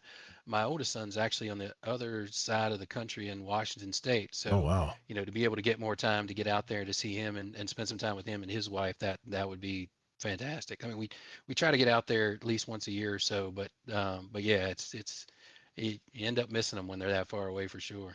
Yeah, I'm lucky all my kids are within 10 minutes of me. It's really nice, and their families. So yeah, I'm very lucky. Hopefully it stays that way. That's great. Yeah. Yeah. What is your favorite Destiny planet and why? I've always really liked Nessus. I just think it's Okay. beautiful. Yeah. Okay. All right. What one thing, this might be a negative question, but I don't care. I'm asking it. What one thing, since you're a get off my lawn type of guy, what one thing annoys you most? We've had a lot of life experience, so I'm sure we have lots of experience to draw on there, but what one thing annoys you the most? Honestly, I don't know if this annoys me the most, but it's certainly a pet peeve that comes up. It's being late. Like when folks are, not getting back to you on time or that sort of thing. Yeah, that I don't know why it sticks with me, but it does. Well, I do apologize for being late tonight. No, you were on time. We just had technical difficulties. Difficult Yeah. issues as always. Yeah. Audiobook or physical book? Audiobook. I pour through them. Yeah. Okay. Yeah. Audible's been with me for, I don't know, 25 years. I think my library is probably 600 or so at this point. Wow. Okay. I thought after you talked about your gamer tag, I figured that my answer might be the other way around. I don't have time to read a physical book. That's the problem. I think Amazing Falcon was saying that too. Yeah. Okay. Would you rather lose your phone for 24 hours or $100 from your wallet? I would rather lose my phone for a see? week than lose $100. Exactly. See, You got to bring that number up. $100 is not much these days. I don't know, man. He still bit. Still $100 is all it took. No, I agree too. I'm just saying, if you want more people to go the other way, you got to raise that number. Yeah, but see, that tells me we're on the same wavelength, that our phones are a nuisance sometimes, and I think they're kind of rung around our neck with the cord and stuff. Half the time we're always worried about what's on the phone. Well, I told you at one time I was in a restaurant and I was looking at Discord one night. My wife got up and walked out of the restaurant. I was like, lesson learned.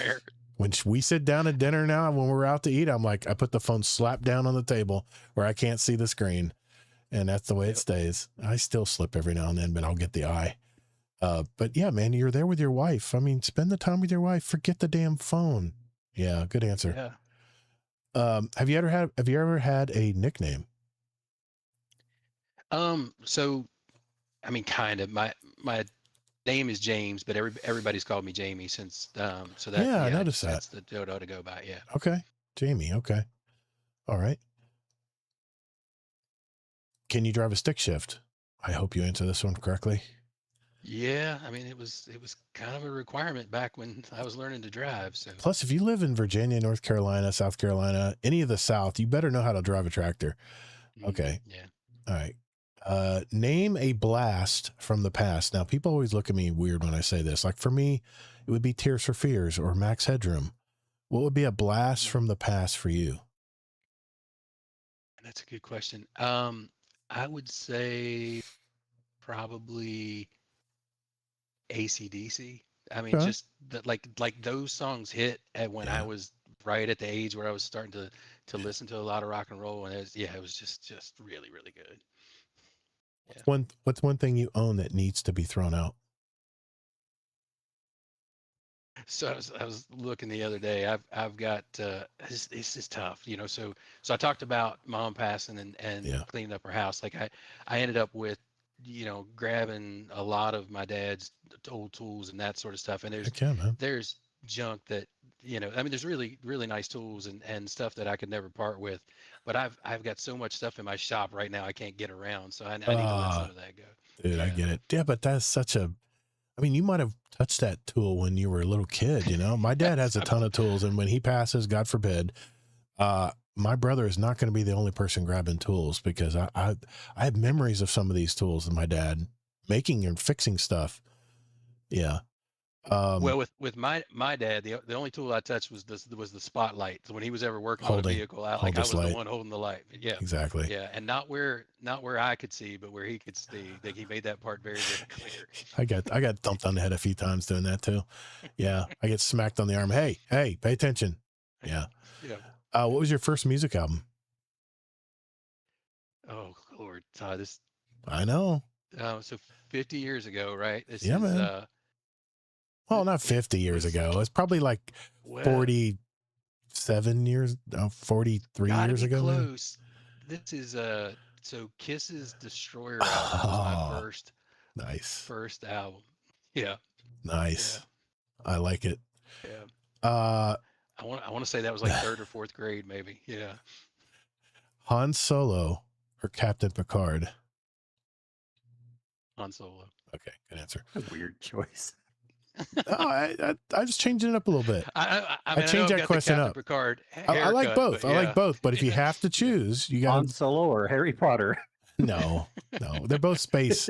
It's Star Trek and Star Wars. Instead of asking Star Trek or Star Wars, I'll just name a character in each of those and see what people think. Make them think a little bit more.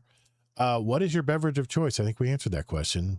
But what yeah, it, yeah. No, yep, a little bit of bourbon. so, yeah, yeah, it absolutely is.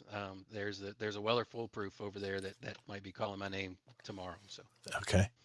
If you had infinite money, would you still choose to work? like if I had infinite money, none of us would need to choose to work, but because if it would be infinite. But I always want to stay busy, and I know Todd. I don't know, we're the same age. I think we're probably both looking down the road to see, okay, when are we going to hang it up? What's that look like? What do the next Yeah. few years look like? But but even after retirement, like you want to stay busy, you want to stay active, you want to always feel like you're contributing. So I think that really is the key.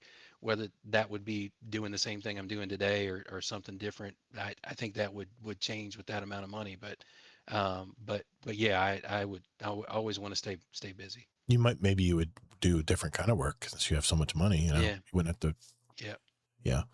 Um, it's funny. I have, my in-laws and my parents are about the same age. My wife and I are both Gen X, and one of them retired and sat and looked at the computer all day, watched TV all day. And the others, my parents, still run an AC business, still go out on jobs, still go out on bids, still go get Wow. permits, Wow. still are very active. And let me just tell you, the health of one of those halves is not as good as the other. And Yeah. That was a wide awakening for me. So I'll probably keep working well into my 70s, maybe. I don't know. Wow. I don't know. That's Maybe awesome. I've been self-employed so long, man. I don't have any social security to worry about relying on. My wife, maybe, because she's always worked for the government, but not me. There won't be much social security left for me. Okay. Name one thing that you would change about yourself. I mean, maybe the the Jean-Luc Picard haircut. Like I would love to have I'd love to have my hair back, but that went. I think there was a point where I had to make a decision I'm on almost there. whether I was going to be a dad or whether I was I'm going to have almost there. hair, and I chose to be a dad. So All right. Okay. yeah. Well, Kelvin, thanks for playing along, man. You have Oh, thanks. successfully Anytime. ventured through the speed run. Thank you, sir. Appreciate you, man. All right. Well, hey, I've got a question for all of you listeners out there. If there's a speed run question that you think we should ask our featured guest, if so, I want to hear them. Just go to our 2027 speedrun channel in our Discord. It's discord.gg/Guardian Down Roundtable, and enter your question in that channel. And we're going to have 2 drawings again, like we do every year. At the first part of the year, we're going to have 2 drawings for a $25 Amazon gift card. We only take 1 entry per person, but you can give us as many ideas as you like. We will be glad to take them. So you don't have really anything to lose. So let's hear it. 1 entry per member. We'll go into the Wheel of Names first part of next year. And we hope you'll give us some more ideas. Thank you and good luck. All right. Topic of the week is next. All right. Let us get into that. Get this out of here. All right. You okay with me just throwing it to you, Kelvin? Yeah. You're pretty warmed up by now, I'd say. I gave you plenty of opportunity to get warmed up. So you did. You absolutely did. It's been a pleasure talking with you, man. I'm glad I had you on tonight. It's been a lot of fun. This is a good time. I really appreciate you guys having me on. You know, dealing with that amazing Taco King last week, you know, it was just refreshing to deal with more mature person who has more culture. And oh, he's the best. He's a good guy. He's a good guy. I like the guy. He's a good guy. All right. He makes me feel dumb when it comes to movie trivia. He knows it all, man. Very well cultured. Okay. There we go. 3, 2. All right. It is our topic of the week. And for once, I'm not going to do the talking on this one. We're going to turn it over to our new guest co-host tonight, because he brought a question to us in our pre-show notes, in our pre-show little DM room. And I said, man, that is a really good question. So I'm going to turn it over to you, Kelvin. What is your topic about tonight, sir?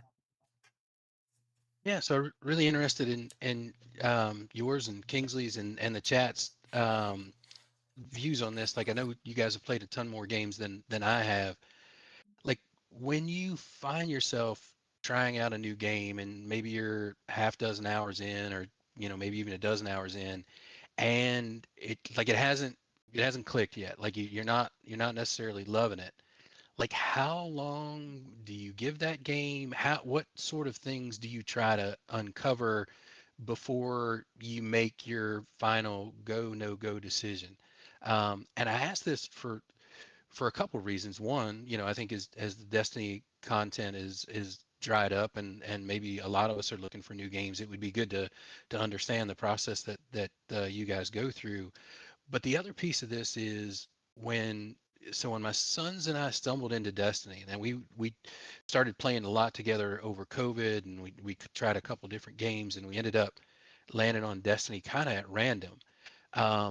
It was fun. The gunplay was great. The music, the scenery was amazing. But it was like the onboarding was so bad that we almost gave up on the game because it was confusing. You didn't really know where to go. You didn't know what to do. Like, I remember loading into a raid solo just because it was there, and had no idea. So there was a time, and we were 20 hours in, like we had played campaigns and that sort of thing, where I was like, yeah, this Destiny thing is not for me. But I ended up hanging in there because the gunplay was so good, and now I've got a couple thousand hours in the game. So that idea of, hey, how early is too early to give up on a game, especially if there are things you like about it, but it hasn't necessarily grabbed your full attention. So I'm just interested in the approach you guys take. Kingsley, you want to go first? Sure. Yeah, of course the answer is it depends, but I will give some rules of thumb. And I like what you said about the 20, not because I'm not going to give that answer necessarily, but it really, the first thing you have to be mindful of is what are you doing in the game, right? Because if you're spending an hour in the character creation, if you're spending an hour in one little zone and not exploring out that much, if you're spending 10 hours trying to get one weapon thing, but you're just in one little small area of the game, then you're gonna you got to be fair and you got to be observant of those things that then you might have to put in 20 or 30 hours before you're going to know if you like the game. But if you're moving along at a good pace, you're not spending an hour in the character creation and an hour doing things. I say a general rule of thumb. Now, again, it really just depends on the person and the game. But for me, anyways, if it's a single player game, I would say at max like 3 to 5 hours. And if it's a fancier game, like a live service multiplayer game, I'd say about 10 hours. Now, now that doesn't mean that you can't like a game in a lot less time. And that's the problem that people make. They're not being fair. They're like, well, I liked this other game in 1 hour, so shouldn't I like every game in 1 hour? No, false. It might take you longer in another game to like it. So in me, I'm always making this calculation in my head without like it sounding like a big deal thing. I mean, that's just the way my brain works. It's not like I'm literally doing Excel spreadsheets and stuff like that, but I'm kind of like putting in like my experience from other games, what I'm doing in the game. I'm like, okay, well, I know I spent a lot of time in this one area because I was having fun exploring, but I still don't feel comfortable with the game yet. Well, if I put 3 hours over there exploring, it doesn't mean I should only put in 1 more or 2 more hours before I know if I like the game, because I know I kind of already wasted a lot of time doing some things. So it's hard to answer, but if you're moving at a good pace, maybe 3 to 5 hours single player, maybe about 10 hours multiplayer, but you really got to be mindful of all these other things. And sorry, there is no magical answer, but I think that the better question is be mindful of what you're doing, and it's probably going to be a bigger number than you think, unless you're already very open-minded with a lot and play a lot of games, and then you might be able to narrow that down a little bit better. And Kingsley, for you, does community play a role in that? Like, are you trying to play with Yes. people that are more experienced, or are you really wanting to know on your own It depends a whether you lot. like it or not? Yeah, great question. It depends on, to me, that is a smaller percentage of my equation, but it kind of just depends on if I want to put in as much work learning it on my own versus someone helping me, right? And that is the thing a lot of people should do. I keep saying that with Todd also, with like maybe playing a game like Division or other games, because he did that with Arc Raiders. And I remember I was watching someone helping him, and it really helped get over the hump for a lot of things. Was jealous. But yeah, but I'm actually going to play some games coming up here soon with some people that I haven't really played with much, and I think they're newer to it too. I could be wrong. Maybe some of them had a lot more experience. So that's not so much the issue of like they know the game a lot more, but I'm open to that idea.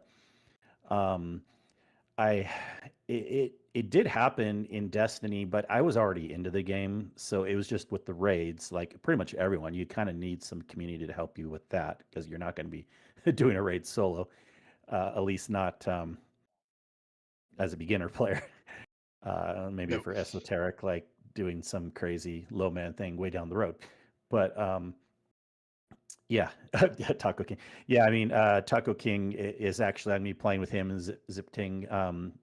Forgive me if I said that wrong. Soon we're going to be jumping into a Ghost Recon Wildlands. They just recently had a update to make it 4K, 60 FPS. It's a slightly older game. But I'm like, yeah, that sounds super fun. Let's try this out. We'll play together, and I'm sure it'll actually help me learn things quicker. I'll probably do some solo here and there also, but I think this is going to be more of an experience where we're generally playing together. At least that's the idea in my mind. So yeah, to answer it in a long, rounded way, I think that can help, but I don't think that's a big part of my equation. Cool. Thanks. See, Vader, how about you? it's tougher for me because I was always the Gen X kid who wanted to play by himself. I wanted to be cooped up in my bedroom, door closed, nobody bothering me, lining up my army men and lining up my Matchbox cars and creating wars and stuff. I used to play war all the time, and I'd play the video game equivalent by myself. And Destiny doesn't really count because Destiny was something I was desperately looking for because I was so burnt out on Call of Duty back in 2014. And when I saw it, I always love watching, E3 and the Game Awards and stuff. I love watching that kind of stuff because I wanted to see what was coming up. I wanted something to slap me in the face that I just cannot resist. I have to play this. It's like something I haven't seen before. But now that the Destiny FOMO is gone, I'm in a weird spot now because there is no worry about missing out on Destiny anymore, which has been a driving force in my gaming hobby for 12 years now, man. And the reason I got into Arc Raiders, it's not really because of, I love Jealous to death. He definitely jumped in and showed me the ropes on how to play Arc Raiders. Yeah, be careful with that. It was a tournament by FUD. He had an Arc Raiders tournament where the object of getting points in the game was collecting stuff that was worth money, and we would cash. Me and Native Raider joined up, and I had maybe 3 or 4 hours in the game. I didn't know anything about this game, and just the repetitive runs that me and Native did, it like sped up my experience level really, really quickly. And that's what got me into Arc Raiders, was that. But with other games, I will fully admit I'm not patient enough. Maybe I'm just not open-minded enough. I'm so close-minded on what I think I'm going to enjoy. I remember playing Elden Ring with my son, and we would work together on trying to get those bosses. And I would get so distracted just collecting things like flowers, and I wanted to get better gear and stuff, but I wanted to be more prepared before we went to play that big boss, that first big boss, you learn, you get smacked around pretty good. And so playing with my son made all the difference there. And I still love that kind of game, but do I jump in and play it? No, it's like I have a comfort level with Arc Raiders. I can jump on any time. Like I've actually played some Destiny this week. I ran a bunch of solo ops because I wanted to get all the unlocks for all of the materials in that, that the Vanguard orders bar, little weekly bar. You can get some, and the rewards are good. They're good for what you're doing. And it only took me a night to get all that stuff. So, but when it comes to games, I typically try to give it at least a couple hours. But the problem is I have too many expectations of it being like a Destiny game. And when it doesn't meet that, or when it moves too slowly, I just get bored really quick. And I think I need something like a tournament to get me to get just a million reps in, like within 3 hours, like a hyper, just so I can know the game loop and how the game loop works. I think if I can get to the point where the game loop, I can understand the full game loop, then I think that's going to give me a much better chance to jump in. And, but I usually don't have the patience. I usually last a couple hours. And by then, Yeah. that's my go or no go decision, usually, is right then and there after 2 hours.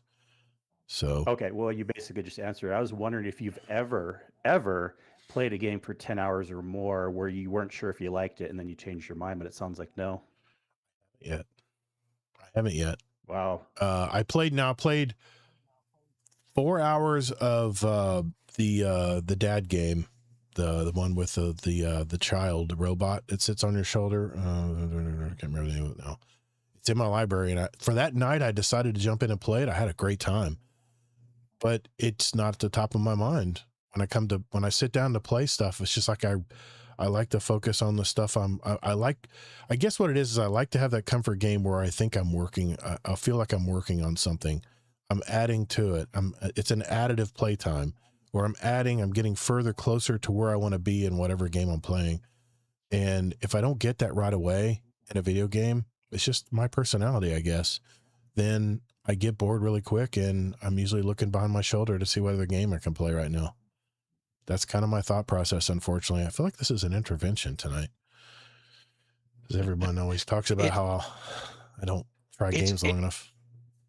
It's crazy time because there's so many games out, and there's so many good games out that like life's too short to play bad games. But at the same time, like I like I would have been kicking myself had I stepped away from Destiny because of all the fun Oh yeah. I've had and all the friends I've made and that sort of thing. So, so yeah, I feel like for me that was a little bit of a lesson there. It's like, hey, just because you're stumbling out of the gate, that doesn't mean you won't catch your stride, somewhere a little along. So I think I'm looking for those pieces of a game that set their hooks rather than, is this recreating the Destiny experience for me or recreating the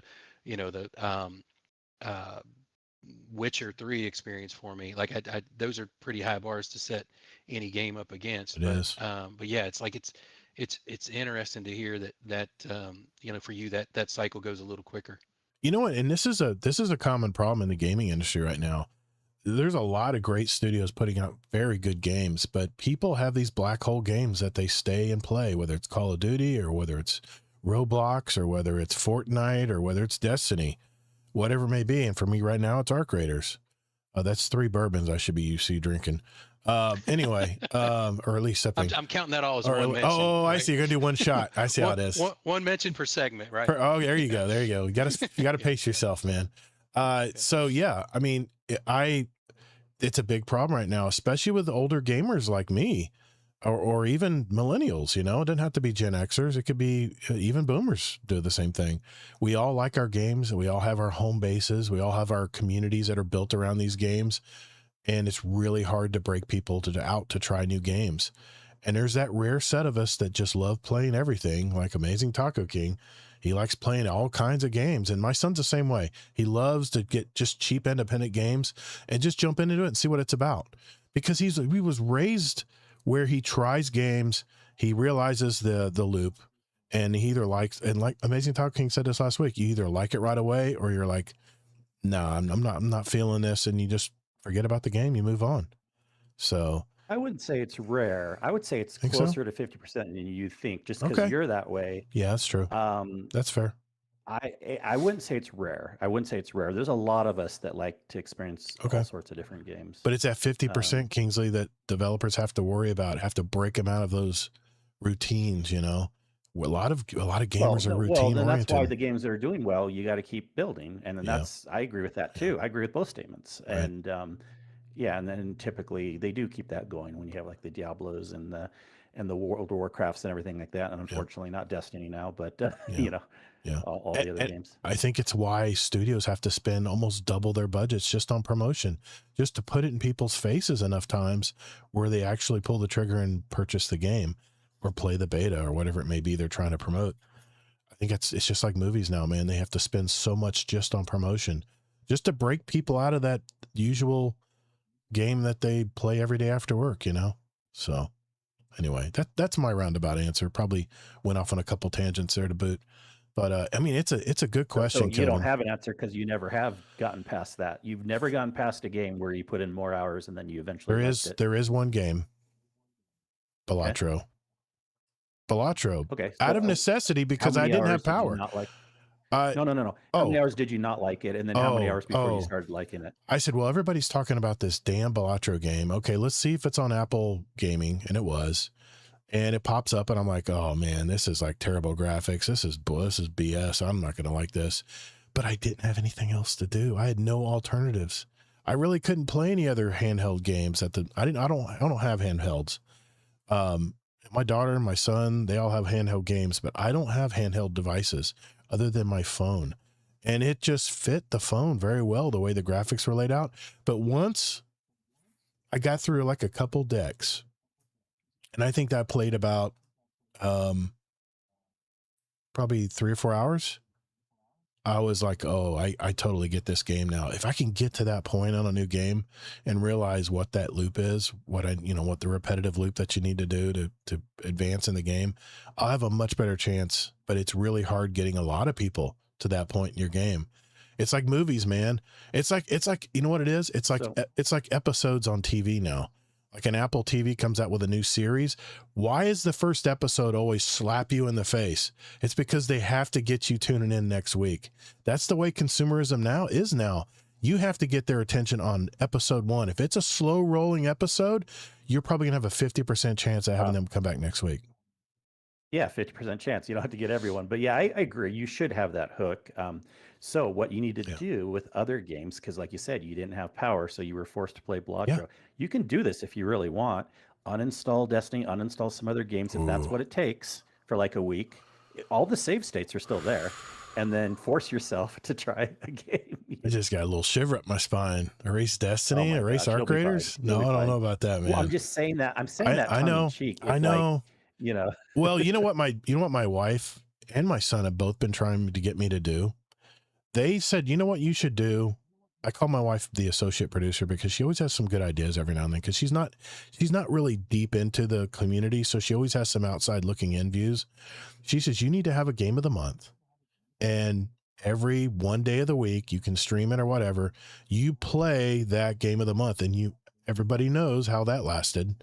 It didn't last. As soon as Arc Raiders got its hooks in me, I was like, well, maybe next month. Maybe next month. I got stuff to do in Arc Raiders. And I think that's going to be the only way I can do it, Kingsley, is have a certain given night that I stream from this time to this time where people can see me struggle or try to give me hints in the chat on how to play the game. I think that's what I'm going to have to do in order to but try you new don't have games. time for that. You got to remove something else first. I know It's you. very You got to true. remove something else It's first. very true, man. You do not have time for that. I'm trying to figure out how to, I have another podcast I want to do. I'm trying to figure out how to get it into my, my weekly loop, because if I don't, I tried doing it every two week podcast. It didn't work out because it wasn't consistent enough to get into my routines every day. And I'm very routine oriented. So that's again the only, and I'm not saying you shouldn't enjoy Arc Raiders, of course, but if who cares if you ever play another game, but like, if you really wanted to, you have to cut something. You have to temporarily pretend Arc Raiders is not there for a month, maybe, or a couple weeks, or uninstall Destiny, or something that would actually take something away instead of adding more time. But See, what Arc Raiders is doing right now is they're doing what Destiny always did to me. They have these projects that you got to complete, and these projects you can put in your. They're kind of like bounties. You're gathering materials and you turn them in, and when you turn them in, you get these rewards. And it's kind of giving me that same bounty hook that they did in Destiny, where I was like, well, yeah, I want to go play this game, but I really need to finish this project because there's a timer on it. There's a freaking day. It's like 29 days left until it disappears forever. I'm like, oh man, here we go again. It's Destiny all over again, man. With the seasonal approaches, if you want these guns, you got to run these activities, and the season runs out in 90 days. It's the same principle. And I'm just having a hard time shaking out of it. So I think that's what I'm going to have to do, is have a dedicated day of the week. And like you said, I'm going to have to figure out how to take something else out of the equation to make it work. But Amazing Taco King, of course, witness me. I love it. yeah, I love that reference. I do want to go back to a couple things, Kelvin, Yeah. and I'm curious some of your thoughts on this, if you have any. But it can be helpful at times to sometimes look at people's reviews and stuff, and then you'll see the common conversations like, oh, you didn't like the game, you only put in 1 hour, that's why. Or another person will be like, oh, you didn't like the game, you only put in 100 hours, that's why. So obviously there's going to be these extremes, right, that aren't very helpful. Yep. Have you ever looked at that, and do you have any opinions? See, I will sometimes look at those and add in again to my equation, like, well, this game is this big, so since I know the game is big, maybe it is going to be closer to that 20-hour mark or whatever. But have you thought about that at all? Yeah, I think those reviews, well, like the Red Dead, like I've gone back to Red Dead, I don't know, a dozen times now, and it's and like I had see the rave reviews. I know it's a game of the year winner, like all those sort of things, and it's like, well, what is just not clicking with me yet that this thing hasn't? And I tend to go maybe even longer than I should with games like that I know have been highly reviewed, especially if they're not just a Metacritic score, but if it's friends of mine that Yeah. said, "Oh, you really need to try this. This is like I think you'll like it." Like I'll tend to go farther maybe than I even should with that. But and sometimes it happens, and you find yourself, okay, I understand the build crafting, understand that there's another layer to this game that's really interesting. And sometimes it doesn't happen, and I think it's just being realistic with yourself at some point to be like, all right, wait, there's other games out there course. that are going to Yeah. catch my interest. Say, I don't need to stay on this treadmill. If I'm not looking forward to playing it, after a certain amount of time, then, that's a pretty good sign to me that, it's time to move on. And that's a good point too, because obviously, your topic was like, well, how much time? And there's going to be a lot of times where we should put in more time before we really know. But also, if you're being very introspective, there can be times where it's time to cut bait. And I've given the example on this podcast several times where, because I've been so fair along the way, when I finally tricked myself, I shouldn't have bought. What's that game I always talk about? It's that roguelike. I forget its name. It's something two. Um, it's someone in the chat. See if you remember. Taco King's typing. Um, but I tried it for a little bit, and I could see the pattern of what the loop was pretty quickly. And it was a smaller game that I only had to put in a little bit of time, and then I knew it wasn't for me. But again, I could fairly say that was a true thing because I didn't have this pattern of giving all these games only a half an hour, an hour. I'm like, oh, it's not for me. It's not for me. It's not for me. I usually would put in a lot of time, but then on this game, I knew pretty quickly that it wasn't for me. Um, Gosh, I got to look up the name now. It's kind of like a little, almost looks like an ARPG. It got awards for its music and sound and graphic design and everything. And so roguelike, I should have known because I don't like roguelikes generally, but I bought it and I put in some time. I'm like, no, it's not for me. Yeah, I have to mention Taco King's comment here. He says, eventually I will get him into the PvP and ARC. WoW is only still alive because of the subscription model. If it was expansion pack or based, it would have died after Wrath or Kata.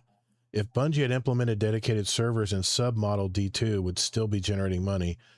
Yeah, I like my 1 to 5 hours a week approach. Make a calendar, schedule, and a time, and even possibly ask someone to tag along with you.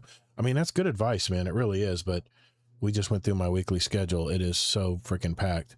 Friday night is probably the only good chance I have of playing a new game because that is the one night that I can play from 10 o'clock till probably 1 a.m.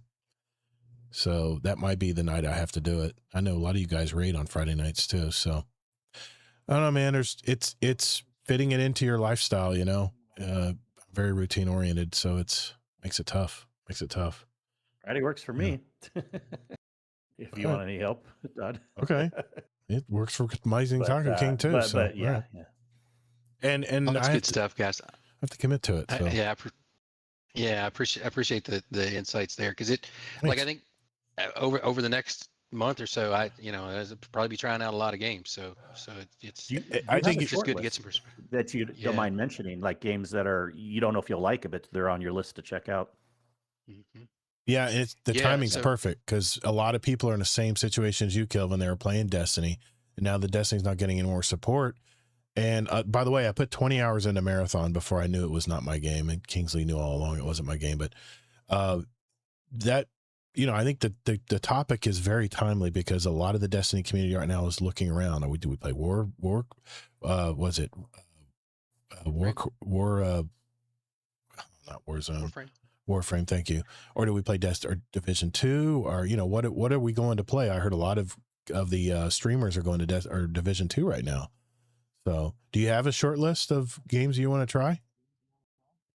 So I've just maybe got a half dozen hours into Warframe. It feels like I did not give that a fair shake, but that was mostly switched back because there was some new Destiny content coming out. So would like to go back to that. Division's definitely on the list. So yeah, would want to give that a shot.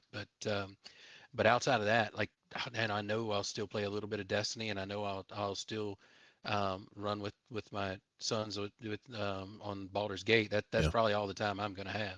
Yeah, and it's great your son's still game with you, man, because mine's busy raising a son of his own right now. So, and my daughter, she plays video games, but it's more like Sims, and she plays like Splatoon stuff that's like on Nintendo, and I'm just not in that world. So, man, it's a great topic, man. Thanks for bringing it up tonight. I thought that was very apropos for the time that we're in right now, post Destiny, So thanks, man. I appreciate it. All right. We're doing our catch up segment next. All right. Let's get into our catch up segment. We'll start with you, Kelvin, once we get in here. start recording, and we don't have to stay in this very long. I know we've eaten up a lot of time. Then we'll do a little bit of feedback and questions from the community, and we'll call it. All right. Here we go. Megabonk? Was that it? I'm looking in my library right now. Kingsley's I'm got to know. sorry. Kingsley's got to know what the game is. No, I don't care that much. It's- But then Taco yeah. King. Oh yeah, Hades 2. Hades 2? Okay. My son's So- played that. Oh, have you played it? I haven't. My I son think has. so. You played it, Doc. No, I haven't Yeah. played it. Yeah. So Diablo is one of those that's on my list too, and I've probably got a dozen hours in Diablo, and Yeah. and bounced off it for different reasons. So, but obviously, again, like a really good game. See, that brings up another point. These games, you look at them like Diablo or Path of Exile 2 or any of these big giant online games, you're thinking, man, this is going to be like Crimson Desert. This is going to be a time sink. And for me to really enjoy this game, I'm going to have to put in a lot of time on this game. And it's just not very friendly to people who've never played it before. I don't know. That's the problem I'm running into with Diablo, because I played through. Destiny was like that too. Yeah, you're right. Kilvin said. You're right. I know. There's nothing wrong with it being a time sink if you think you start to like the game. And you just have to decide where you're going to put that time. It really comes down to that. So, okay. All right, let's get into our catch up. Here we go. All right, boys and girls, it's that time of our show. We catch up with our guests and each other. See what we've been doing this week, what we've been playing, what's been going on in our life. So I'll start with you, Kelvin. Always go to our guests first. What's been going on in your life lately, man? To catch us up, what are you gaming? What are you watching? Anything you want to talk about, man?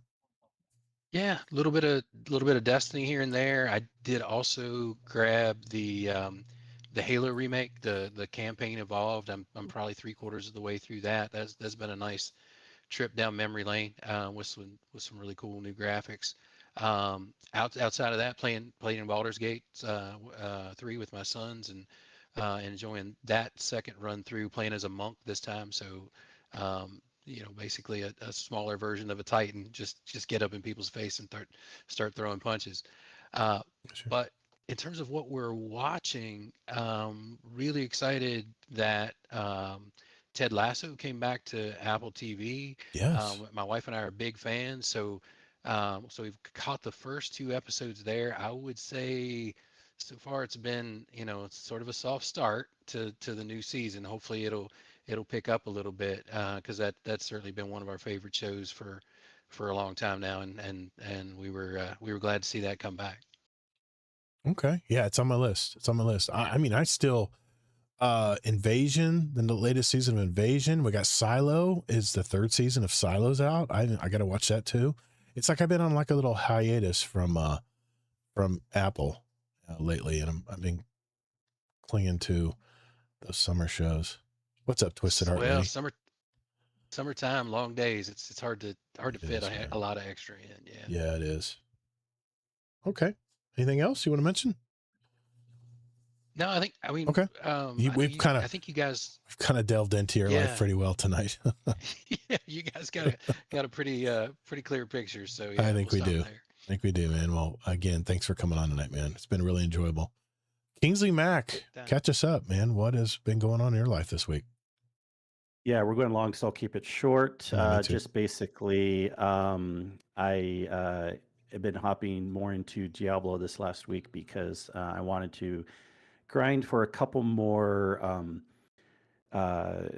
mythic type things that were going to get me past a little temporary ceiling that I was at to try it out. And then they did add it was starting this last week, going through another week or so, a double experience and double gold boost. So, or something to that effect. So it really made it a lot easier getting some things and had some fun.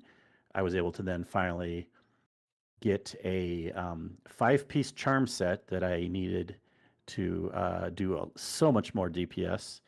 And all of a sudden now I was going from barely surviving in Torment 8 to like chilling in Torment 12.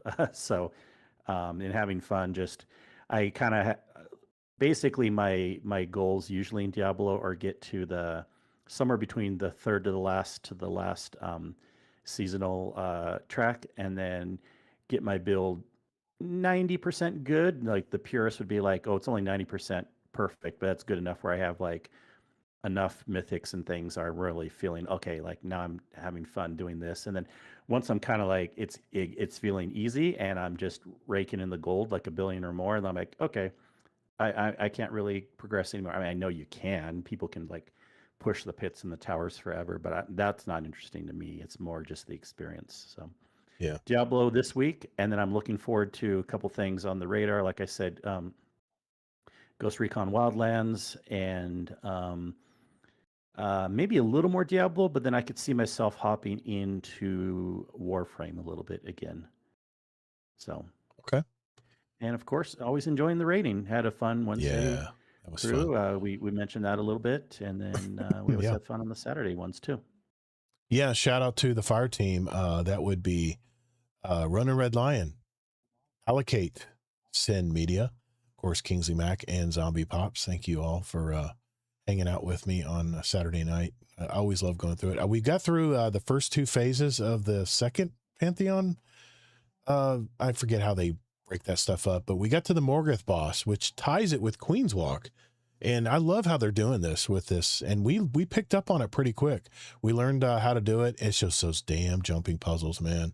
They only give so much time. And as soon as one of us falls off, and I admit I fell several times, and I'm usually good at jumping puzzles, and that starts a timer clock. And it Are just, you? I'm usually very good at jumping puzzles. But You were like so slow for me. You were like, get out of the way. You're slowing me down. I was methodically taking my time because those rotating And look, pieces. I would be there too at first. Yeah. Yeah. So, I mean, I think the key is to break out quick and get ahead of everybody. Then usually everything spins perfectly in sync when you do that. It's just like a timing thing. But if you get stuck in the back, then you have to wait for everything to spin around, and it just kills time. So patience will be what we have to do on that jumping puzzle. That's going to be the key to that. So I have been playing Arc Raiders. The part 2 of the latest project comes out next Tuesday, so I'll probably be jumping into that. TV wise, it's been America's Got Talent, MasterChef.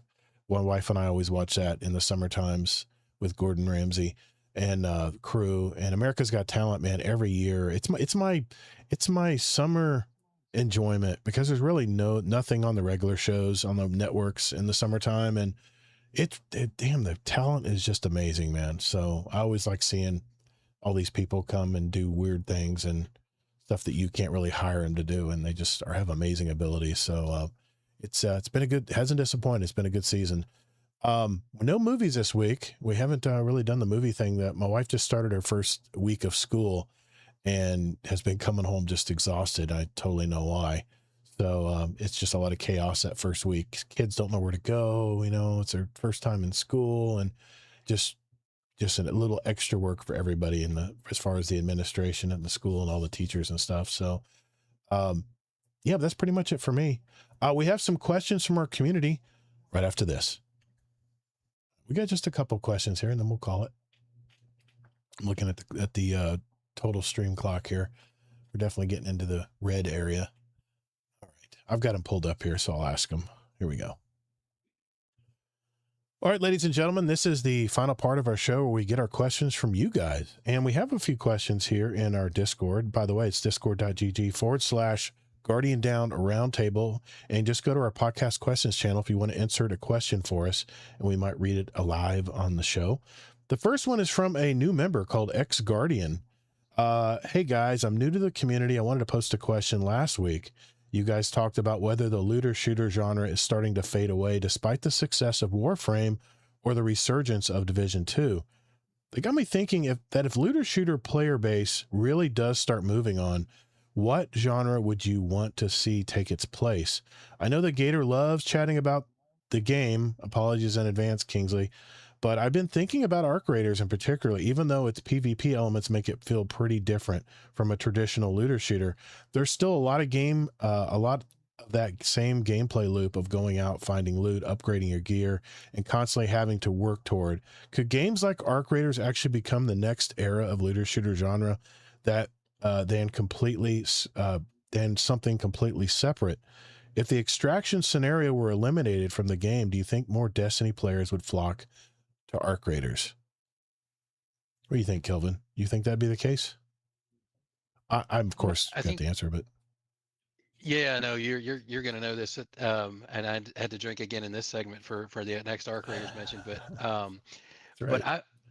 I would say, I mean, Destiny always felt like a PvE game first with PvP elements to me. I mean, I'm sure that that feels different to other folks. Yeah. I don't know if you lead out of the gate with PvP, but you've got some PvE, whether that's going to appeal to the to me. Like I'm not, Yeah. I can't speak for the Destiny crowd, but I don't know that it'll appeal to me. Like I did, I probably got 25 hours into Marathon 2.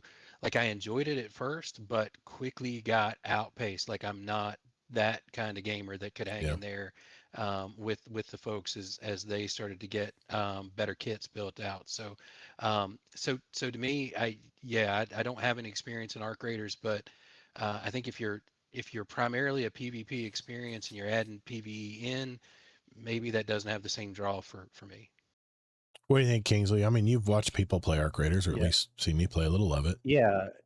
Yeah. Well, there's two parts to this question to start from the back end, but then I Yep. do want to make a clarification on the front end. Yeah, I don't think games like Arc Raiders is the answer either. You need it to be a PvP first class citizen from day one, or sorry, PvE first class citizen from day one.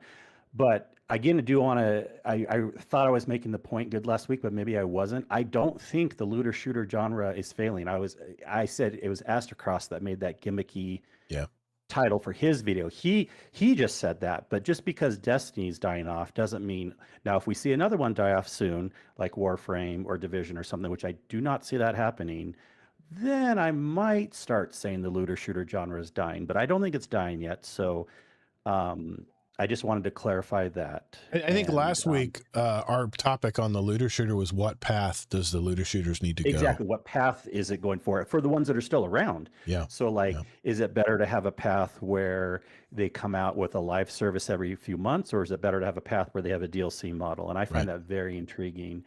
But still, to answer the question, since he added it in, I don't think games like Arc Raiders are the answers for the Destiny players. It has to be a much, much bigger PvE game than like an Arc Raider type of game.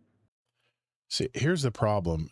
Marathon, which attracted a lot of Destiny players who played PvE, was a PvP game from the beginning, and now they're trying to make it something else. They're trying to make it a PvE game because they realize those Destiny players want to play some PvE. We want to shoot robots in the face, you know?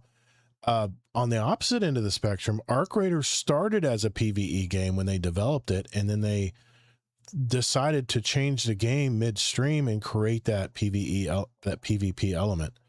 And I'll just tell you, I keep my ear closely to the ground of the Arc Raiders community. It's very split right now. You either have people who love to PvP and don't want to hear about PvE only modes, and then you have probably, I would say, heavier, like 60% maybe in the Arc Raiders environment. These are the long timers. These are the grinders like me that play a lot of hours of this game, and we don't jump to Call of Duty and other things too. Okay, I'm oversimplifying, but we want a PvE version of this game. I thought they would cave a long time ago, and they haven't. And they've made some modifications in this China version game with Tencent, and like you said, the reviews are mixed on it. The thing that Arc Raiders did, which is probably the best compromise, is they made this term aggression-based matchmaking, which means if you never kill a person, you're never knocking out a person, shooting at a person, a fellow Arc Raider in your map when you're on your when you're on your raid, they call them raids, you will be put into other lobbies of other people who do the same thing.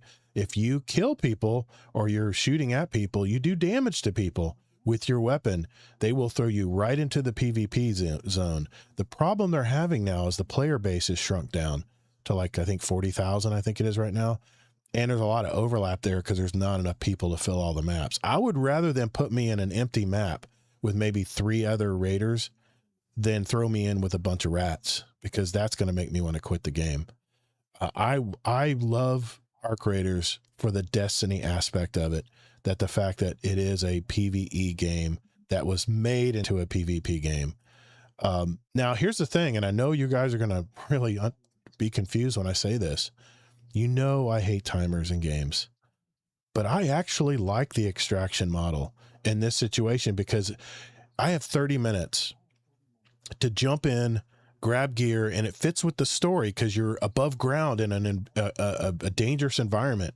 And there's going to be a nuke that's going to fall on that map after that 30-minute mark. Man, I've had so many games where I'm rushing to the hatch to get out. And I get right there and the nuke blows me up. Just it turns to white and you're gone. And those game memories you never forget. But I actually like the 30-minute timer because it disciplines me to keep my games to 30 minutes. So I'll play a raid. If it's a full 30-minute raid, sometimes I'll take it down to the last minute, and then I'll take a break. I'll get up and go walk around and go get a drink, use a bathroom, stretch my legs or whatever. And that aspect I actually like. But now that they're talking about an outpost on top, maybe they're getting away from the extract. I don't know what that's going to involve. I think that's just going to be cosmetic stuff. But I honestly think they're going to have some kind of PvE mode because it's the first thing people talk about in the Reddits. It's everything. The first thing people bring up in Arc Raiders is where's the PvE mode? Where's the switch where I can switch it to PvE only? And until that day comes, I don't know if it'll replace the looter shooters. I don't. That's my 2 cents. Well, and plus, I think it would have to be much bigger. The maps are huge. Kingsley, you like Discovery. No. These maps are enormous, man. It's still not as big as Destiny, though. It's bigger. I mean, these maps are much bigger than Destiny. I'm talking about you put all the planets together, though. I don't know about that. They only have 7 or 8 maps. The one that's coming out in October is going to be their largest map to date. It's an icy. You got to have much more enemy density too. There's plenty of that, man. Interactive little public events going on all the time, and things like that. They would have to change things up a little bit if they wanted to mimic a Destiny game. But I'm telling you, all of the nuts and bolts are there in Arc Raiders to make it happen if they decided to. And get rid of encumbrance. That's annoying. Yeah, and the sprints and that, the sprint fatigue. There's a lot of little pet peeve things I don't like, but I just tolerate them because I like the game, and it's the realism for me. Yeah. It gives me that Matrix feel, man, where I feel like I'm on the surface, or I'm in the Matrix, and then I go back down to the real world down below in the ground. Or it could be any other type of science fiction game. I bought into the story. I think that's half the battle. And I love the lore and everything about it. So welcome to the community, by the way, X-Guardian. Thank you for that question, man. Yeah, welcome. We have one more question, and it is from Mr. Barrel Barley, 406. Question for Todd the Gator. Have you considered playing Ark Survival Ascended? I believe you mentioned it in the past, but I can't remember your thoughts. It's a dinosaur survival game with some pretty cool in-game bosses, all with realistic graphics. I have not played this game. I've heard people tell me about Ark Survival, that it's a lot like Arc Raiders, where you're collecting stuff, and I don't know if it's extraction or not, but it's all about survival. It's all about gathering materials up and stuff, and that's what I like to do. I haven't tried it yet. I will look into it. I think my daughter's boyfriend plays it. I'll have to check into it. I appreciate you mentioning it. Thank you for that, Barrel Barley. That's it, guys. That's our question for tonight. I want to mention one more thing before we leave tonight. And this was a feedback topic we had a couple weeks ago, and I wanted to mention it last week, but we just ran short on time. And I'm just going to breeze through it here. We talked about AI usage. We talked about how much do you use AI, and I think we agreed that mainly, or I had the assumption that the Gen Xers used AI more than the Gen Zs, and you found a different result, didn't you, Kingsley? Didn't you find that that was not the case? Yeah, you always think Gen X. I don't know. You always think Gen X. But so I mean, like you said, Gen Z was. So there was different uses for it, and it doesn't mean everyone's using it, right? But it really kind of just depends. But at least some stats that I saw, it was kind of like it was on the tail end on both sides. It wasn't just a Gen X. In fact, it was more like Gen X and older, like Gen X and Boomer, kind of like that. Yeah. Which you're close to the Boomer side, so there you go. And then And then it was the younger people too, and it's for different reasons. Yeah. For older people, it's one purpose. For the younger people, it was a different purpose. But I kind of found it interesting. Like the tails seem to be bigger than the middle. Okay. Yeah, that was surprising. I was just curious, Kelvin, since you're here tonight and you're Gen X, how much do you use AI, man? How much do you use it? So a fair amount, like it is part of our work. It's becoming a bigger piece of that every day. Like I've actually messed around with some coding Really? yeah, AI. Okay. It's fast. It's good. Like it's going to be a tool that people use. So it, yeah, I think it'll keep seeping in. There's no way around it. Yeah, I was skeptical at first. And like everything in life, man, you got to just use it and try it out. And I find that I'm using AI instead of Google search now. I'll just go right to my Gemini, which is basically the same thing. I mean, the reason why is every time I would go to Google, AI was giving me the answer anyway. They had already integrated AI into Google search. And once they did that, I mean, if you scroll down deep enough, you can find other stuff, articles and stuff on it. But the thing about I like about Gemini is if you ask for it, it will give you all the sources it pulled from. So it's not just giving you a bunch of mumbo jumbo that you have to go back and verify that it's true. And sometimes, a lot of times, I will go back and double check it and make sure, especially when I'm talking about technical things about plants and stuff. I'll have Gemini go back and double check the accuracy. But I use it. I didn't ever use it in podcasting. And now I use it for a lot of you guys who have listened to this show and watch. I mean, you're watching this show right now. It's raw audio. It all depends on everybody's mic setups and stuff. But I can put this audio file into Auphonic, which is the service I use. And it will it'll balance everybody's voices where no one's louder than anyone else. Which that's annoying, when you're listening to a podcast in your car, all of a sudden you can't hear anybody and you turn it up, and then all of a sudden the next person talks and they're blaring your ears out. The audio levels are so important. But I used to have to manually take out the background noise in our podcast because there'd be a lot of hiss sometimes, especially in my office. I have fans and stuff going. It automatically takes out all the background noise. It'll take any filler words, like if I'm saying and ah too much, it'll clean that up a little bit. And I can even filter how much I want them to clean that up. There's so many different settings and so many ways you can fine tune it for your podcast with the style of your podcast that you want out. But a lot of you that listen to the podcast right now have probably noticed that sound quality has gotten really much better. And I can do it manually, but I don't have the time anymore.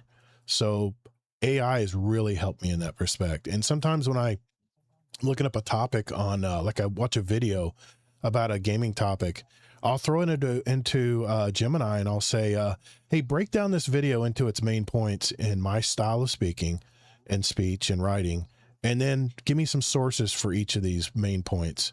And it'll just do it within minutes. So I'm finding myself using it more and more. And I don't know if I'm going to be integrating my life into it, where I'm going to start giving it access to my accounts and stuff, where I can automatically do stuff for me and run my life. I don't think I'm there yet, but I definitely use it a lot more than I used to. And there's a lot of Gen Zs out there that are very much against AI mainly, and I don't blame them, because there's a lot of entry-level jobs that have gotten replaced by AI. It's a fact.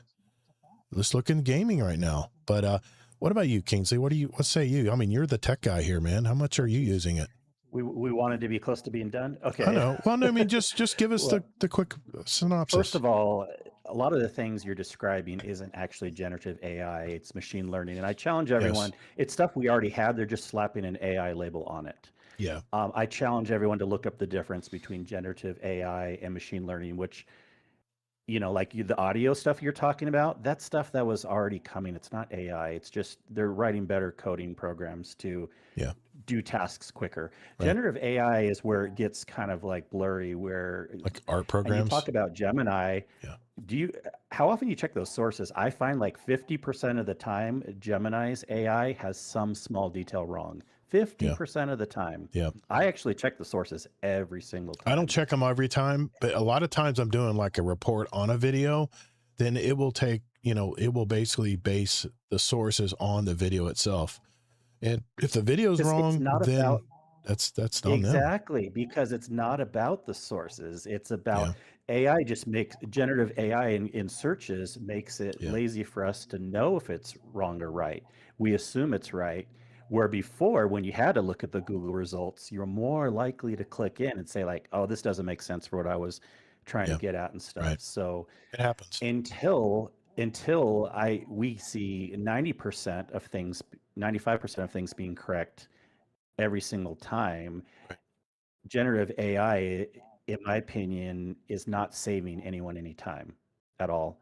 Okay. We see so many case studies of businesses that are having to double check stuff, do this, do that, and stuff. I'm not saying it's not saving time in certain tasks, but where it's saving the time is once you get it programmed for a certain task, Hmm. then yeah, you could run that certain task again quicker.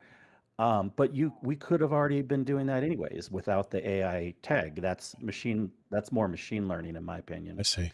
So I definitely have concerns about generative AI. And a lot of the stuff that people think that they're doing AI is stuff that was already coming Let's see. anyways, and it's not It's, technically AI in my books. Again, I have a very nuanced answer, I but think Amazing Taco said it you the know, best. I'm in tourist mode. Oh no, he's talking about sorry, he's so talking about our creators. I'm in yeah, tourist mode. so I'll tell you where I've been using it some. Okay. The one that I really like for multiple reasons is Claude, because also their leadership tends to be, in my opinion, one of the better More companies out there. ethical. Yes. More ethical, right? Yeah. And Claude is a very technical one too, so of course it's going to appeal to me. Now, I don't do programming or coding as much. Now, I know Claude is its big thing is for programmers, and it is the gold standard for that type of work. For that, it's Hmm. really good. Now, again, a lot of the programmers will tell you, well, it's doing more machine learning than AI. And by the way, on your arc raiders thing, I looked it up. They did not use generative AI for the enemies; they used No. machine learning. Machine So learning. that is Yeah. a distinction. Some people That's may be like, "Who cares?" But like, I care. But yeah. Yeah, that is um, yeah, I'm very novice if when it they comes to actually AI. used generative AI, I don't think it would have been as good actually. Okay. Because in my opinion, we always have the term AI slop. I feel like it's still 50% of the time there's some small detail that's AI slop. Yeah. I'm not saying it can't get there, but we're not there yet. So when you say Anyways, generative AI, you're basically talking into the program and it's creating it from nothing. Is that what we refer to no, as well, generative AI? kind of, yeah. But Like it uses it Soros uses was used a lot for a while. They were, it uses previous experiences and examples to build upon. That's what it means by generative. Machine learning is different. Machine learning is like we program something and then it can within those bounds edit and okay. work with that, but make something that's kind of different or variable each time. And AI can do that too, generative AI. But generative AI is basically kind of giving people output or answers based on other information. But the problem is it brings in often too much and it doesn't know what is the best answer. So we as humans have to always massage it and edit it and stuff like that. But in coding and Claude type stuff, that's where we get and the things like in business, like if you're doing like a lot of data analysis, Excel spreadsheet, things like that, AI is really good for that. But so in Claude, I don't to answer it, I don't really do the chatbot feature much because again, I'm very skeptical and I find still even in Claude, I try to do the chatbot thing for asking some questions and then I was like, no, this did not give the answer. And then I just did a regular Google search, went past the AI answer and went to the other It things, was and I different. found a Mm, much better answer. okay. Okay. But Claude is very good for making programs, but low level stuff like engines of games, that's about it. But you don't want to be using generative AI to be doing the main part of the games because it just makes slop, or or if people don't check it, I mean, or if they, sorry, it makes slop, and then if they decide if they check it or not, and then they start getting rid of positions where it's like, but wait, we're finding we're not actually saving time. I guarantee we're not going to be saving time on video game production with AI anytime Think so. soon, Okay. because especially if they're also eliminating jobs and less people to check stuff, the only way they could come out with a game quicker is we will see that the game is less polished. I guarantee it. Okay. Okay. You know. Well, I know I'm I not saying didn't. it can't happen eventually, but that's kind of the state of it right now. Like I said, I have Yeah. a very big answer for this, and it's Yeah. always changing. And that's And just that's it, just my man. opinion. It's Yeah. not the right opinion necessarily, but yeah. Yeah. Amazing Talking says, I use ChatGPT to help with storyboarding and brainstorming for the books I'm writing. I mostly just throw my ideas out and have it in fine tune with what I want. Okay. Very nice, man. Thank you. That's just the fact. I just shows you how quickly it's changing, because I thought those were one and the same. I didn't know machine learning was totally different than generative AI. So anyway, thank you for giving me the quick answer on that. We had a lot of feedback a couple of weeks ago in the Discord, and I meant to talk about last week, but we were short on time, and I really wanted to talk about it this week. So thanks for indulging me on that. Okay. That's it, guys. That is our show tonight. I want to thank again Kilvin for stopping by and talking with us. Thank you, sir. We appreciate you. And Thanks to you guys. Yeah. as always, Oh, is yeah. there anyone you want to give a shout out to tonight before we go? Well, so after last week, I feel like if I don't shout zombie out, he's going to come find me. But so, Yeah. but honestly, same the Wednesday night raid crew. It's such a good group of folks, including Kingsley and Zombie and Kate and Max, and it's just a good group of folks All good people to hang out with. So yeah. Very nice, man. Well, thank you again for coming on tonight. We appreciate you, man. Thanks for having me. All right, Kingsley, any shout outs for you tonight before we go? I would love to shout out Kilvin. It's always fun to do the raids together and fun to hear more deeper conversation of our topics tonight, rather than just us goofing around in raids. So thanks. It's been fun. It's been good. My shout out tonight is to the Potato Thumbs podcast. They celebrated 9 years this past week. In fact, I'm wearing their t-shirt in honor of Potato Thumbs podcast. I won this, I think, in a weight loss competition or something they were having years ago. But just give them a good shout out. Fluffy Fingers MD and Admiral Nips. They've been doing it for 9 years, man. Do you think it will last that long, Kingsley? 9 years? I don't know. Yeah, it just depends. You may get tired of my drama. Well, let's see how it goes. All right. Thanks everybody for hanging out with us tonight. And remember, whether in life or in your game, get your reps in. Later, Guardians. Take care.